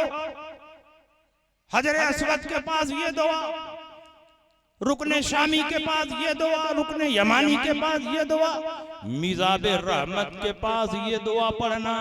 कौन सी दुआ? अल्लाहुम्मा इन्नी अल्लाहुम्मा अज़िल्लनी तहत ज़िल्ल अर्शिका यौम ला ज़िल्ला इल्ला ज़िल्लुक वला बाक़िया इल्ला वजहुक वस्क़नी मिन हौज़े नबिय्यका मुहम्मदिन सल्लल्लाहु तआला अलैहि वसल्लम शरबतन हनीयतन ला अज़माउ बादहा अबदा। ऐ अल्लाह उस दिन साया अता फरमा जिस दिन कोई साया न होगा सिवाय तेरे अर्श के, कोई जात जिंदा नहीं बचेगी सिवाय तेरी जात के और अपने नबी मोहम्मद सल्लल्लाहु अलैहि वसल्लम के हौज़े कौसर से एक ऐसा जाम पिला दे कि एक मर्तबा पी लेने के बाद कभी प्यास न लगे। इस हदीस में क्या है? वस्क़नी मिन हौज़े नबिय्यका मुहम्मदिन सल्लल्लाहु तआला अलैहि वसल्लम। ये सल्लल्लाहु तआला अलैहि वसल्लम क्या है? कोई भी मुसलमान जब हदीस के मुताबिक दुआ पढ़ेगा तो सल्लल्लाहु अलैहि वसल्लम को निकाल कर नहीं पढ़ेगा, सल्लल्लाहु अलैहि वसल्लम के साथ पढ़ेगा। और तवाफ करने वाला खड़े होकर खाने काबा में तवाफ करता है तो जब मिज़ाबे रहमत के पास खड़ा होकर ये दुआ पढ़ेगा और इस दुआ में सल्लल्लाहु अलैहि वसल्लम भी है। और सल्लल्लाहु अलैहि वसल्लम का क्या मतलब है? इन नजदियों से पूछो। सल्लल्लाहु अलैहि वसल्लम अरबी ज़बान में नबी पर दुरूद है, नबी पर सलाम है। जब खाने काबा में खड़े होकर ऐन हालत तवाफ में नबी पर दुरूद और सलाम पढ़ना जायज है तो जयपुर में भी खड़े होकर नबी पर सलातो सलाम पढ़ना चाहिए। कहीं अल्लाह ने और रसूलुल्लाह ने मना नहीं किया, मुतलक हुक्म दिया गया नबी पर दुरूद पढ़ो, नबी पर सलाम पढ़ो। कुरान में अल्लाह ने फरमाया या अय्युहल्लज़ीना आमनू सल्लु अलैहि वसल्लिमू तस्लीमा, ऐ ईमान वालो नबी पर दुरूद पढ़ो, नबी पर सलाम पढ़ो। अल्लाह ने सिर्फ दुरूद और सलाम पढ़ने का हुक्म दिया, ये नहीं फरमाया कि खड़े होकर पढ़ो, ये नहीं फरमाया कि बैठकर पढ़ो, ये नहीं फरमाया कि फला दरूद पढ़ना फला दरूद न पढ़ना। मुतलक जो दरूद हो सके, जिस तरह हो सके, जितनी बार हो सके, जिस वक्त हो सके, नबी पर दरूद पढ़ो, नबी पर सलाम पढ़ो। यही ना मुतलक का फायदा होता है।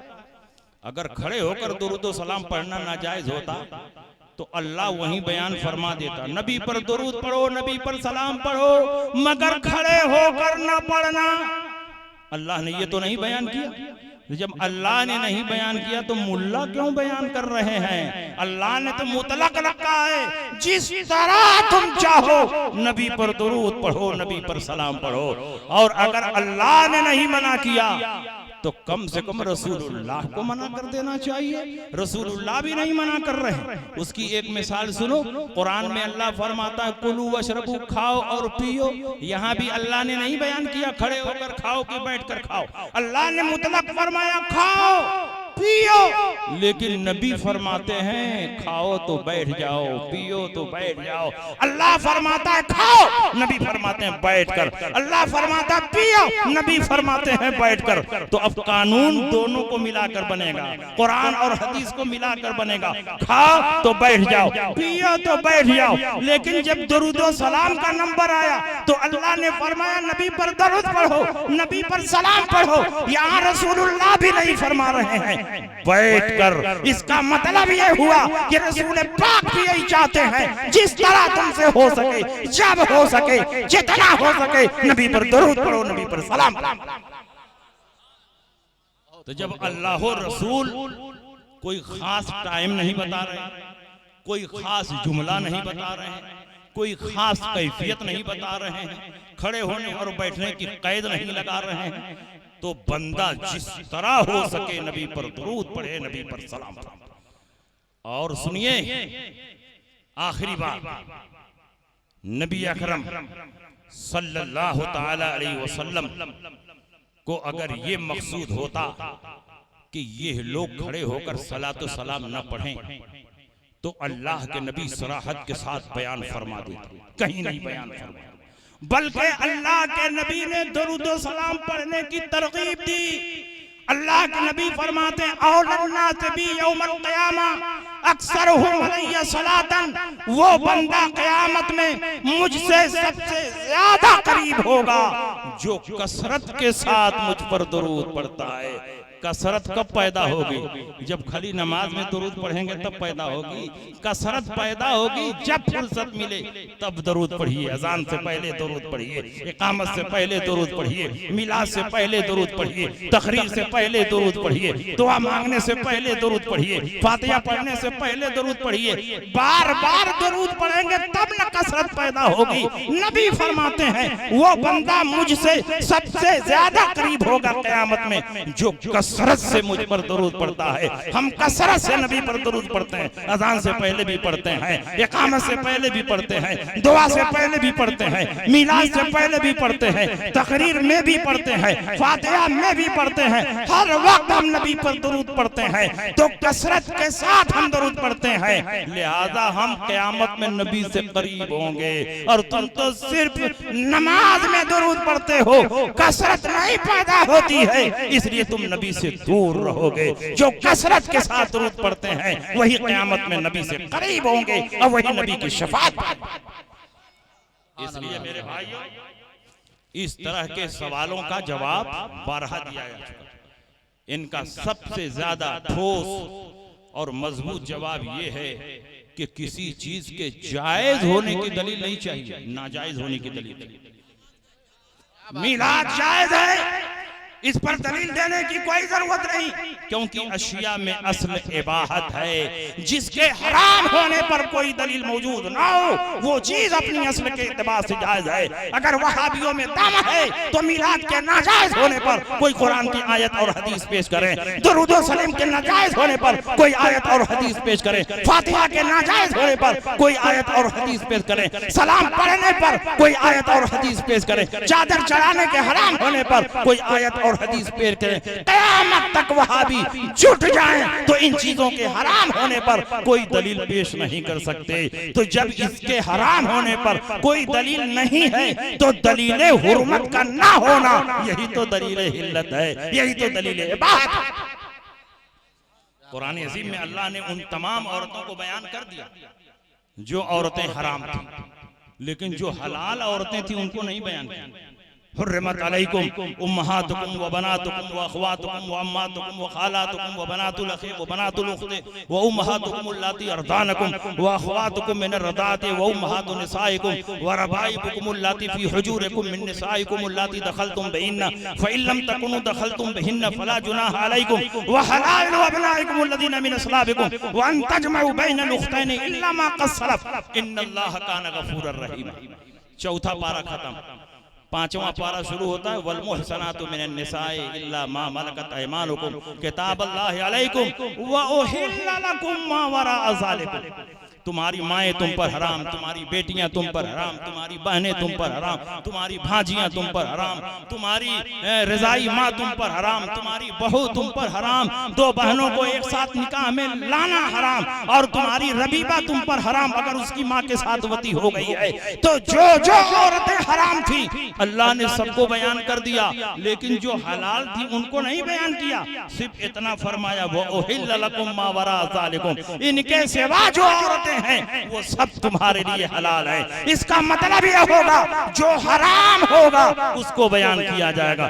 जो जानवर हराम थे अल्लाह ने कुरान में बयान फरमा दिया वो उहिल्लत लकुम बहीमतुल अनआम इल्ला मा युतला अलैकुम, सारे जानवर तुम्हारे लिए हलाल किए गए इल्ला मा युतला अलैकुम, लेकिन जिन जानवरों की तिलावत की जा रही है वो तुम्हारे ऊपर हराम है। इसका मतलब होगा जो हराम होगा उसकी तिलावत कर दी जाएगी, जो हराम होगा उसको बयान कर दिया जाएगा। तुम कहते हो मिलाद हराम है, तो बताओ कहाँ लिखा है मिलाद हराम है? कुरान में दिखाओ, हदीस में दिखाओ। तुम कहते हो फातिहा हराम है, तो कहाँ लिखा है? कुरान में दिखाओ, हदीस में दिखाओ। तुम कहते हो चादर चढ़ाना हराम है, कुरान में दिखाओ, हदीस में दिखाओ। तुम कहते हो मिलाद पढ़ना हराम है, कुरान में दिखाओ, हदीस में दिखाओ। जब कहीं हराम होने की कोई दलील मौजूद नहीं है तो दलील हुर्मत का ना होना यही इन चीजों के जायज होने की दलील है। सुभानअल्लाह, नारे तकबीर, नारे रिसालत, तहफ्फुज़ ईमान कॉन्फ्रेंस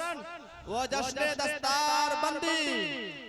बातें बहुत हैं कहने के लिए, समझ वालों के लिए इतनी हदीसें जो हमने बयान कर दी हैं वो बहुत है, और ना समझने वालों के लिए हदीसों का दफ्तर भी नाकाफी। अब इनकी आंख में हम बुखारी शरीफ घुसेड़ भी दें तो भी नहीं मानेंगे। इतनी हदीसें हमने सुनाई हैं, ज्यादातर हदीसें सब बुखारी की जो हमने पेश की। तो जिनके पास ईमान है, ईमान की दौलत है, वो तो एक भी हदीस सुन लेते हैं तो मचल जाते हैं, और जो ईमान की दौलत से महरूम है दिन रात उनको हदीसें सुनाते जाओ। क्या अबू जहल नबी की हदीसें नहीं सुनता था? अबू लहब नबी की हदीसें नहीं सुनता था? उतबा शैबा नबी के मोजज़ात कमालात नहीं देखते थे? सब कुछ देखते थे, सुनते थे, लेकिन अल्लाह ने उनके दिलों पर मुहर कर दी थी, इसलिए नबी की कोई बात उनके कानों में नहीं दाखिल होती थी। लेकिन सहाबे किराम जो नबी पर मजबूत ईमान रखते थे, नबी की एक एक अदा पर झूम जाते थे, और नबी की ताजीम के लिए वो दलील नहीं खोजते थे, हर वो काम करते थे जिससे नबी का मकाम बुलंद हो, नबी की अजमत जाहिर हो, नबी की शान जाहिर हो। सहाबे किराम जानते थे कि नबी की अजमत बयान करने के लिए दलील की जरूरत नहीं, मोहब्बत रसूल की। सुभान अल्लाह, सुभान अल्लाह। बहुत बस इन्हीं बातों के साथ मैं रुखसत हो रहा हूँ। इंशाअल्लाह फिर कोई कंफ्यूजन हो, कोई आपको एतराज हो तो हमारे पास लिख करके आप भेजिए, इंशाअल्लाह मैं लिख करके उसका जवाब आपके पास भेज दूंगा। व आखिर दावाना अनिल हम्दुलिल्लाहि रब्बिल आलमीन व मा अलैना इल्लल बलाग। अस्सलाम वालेकुम।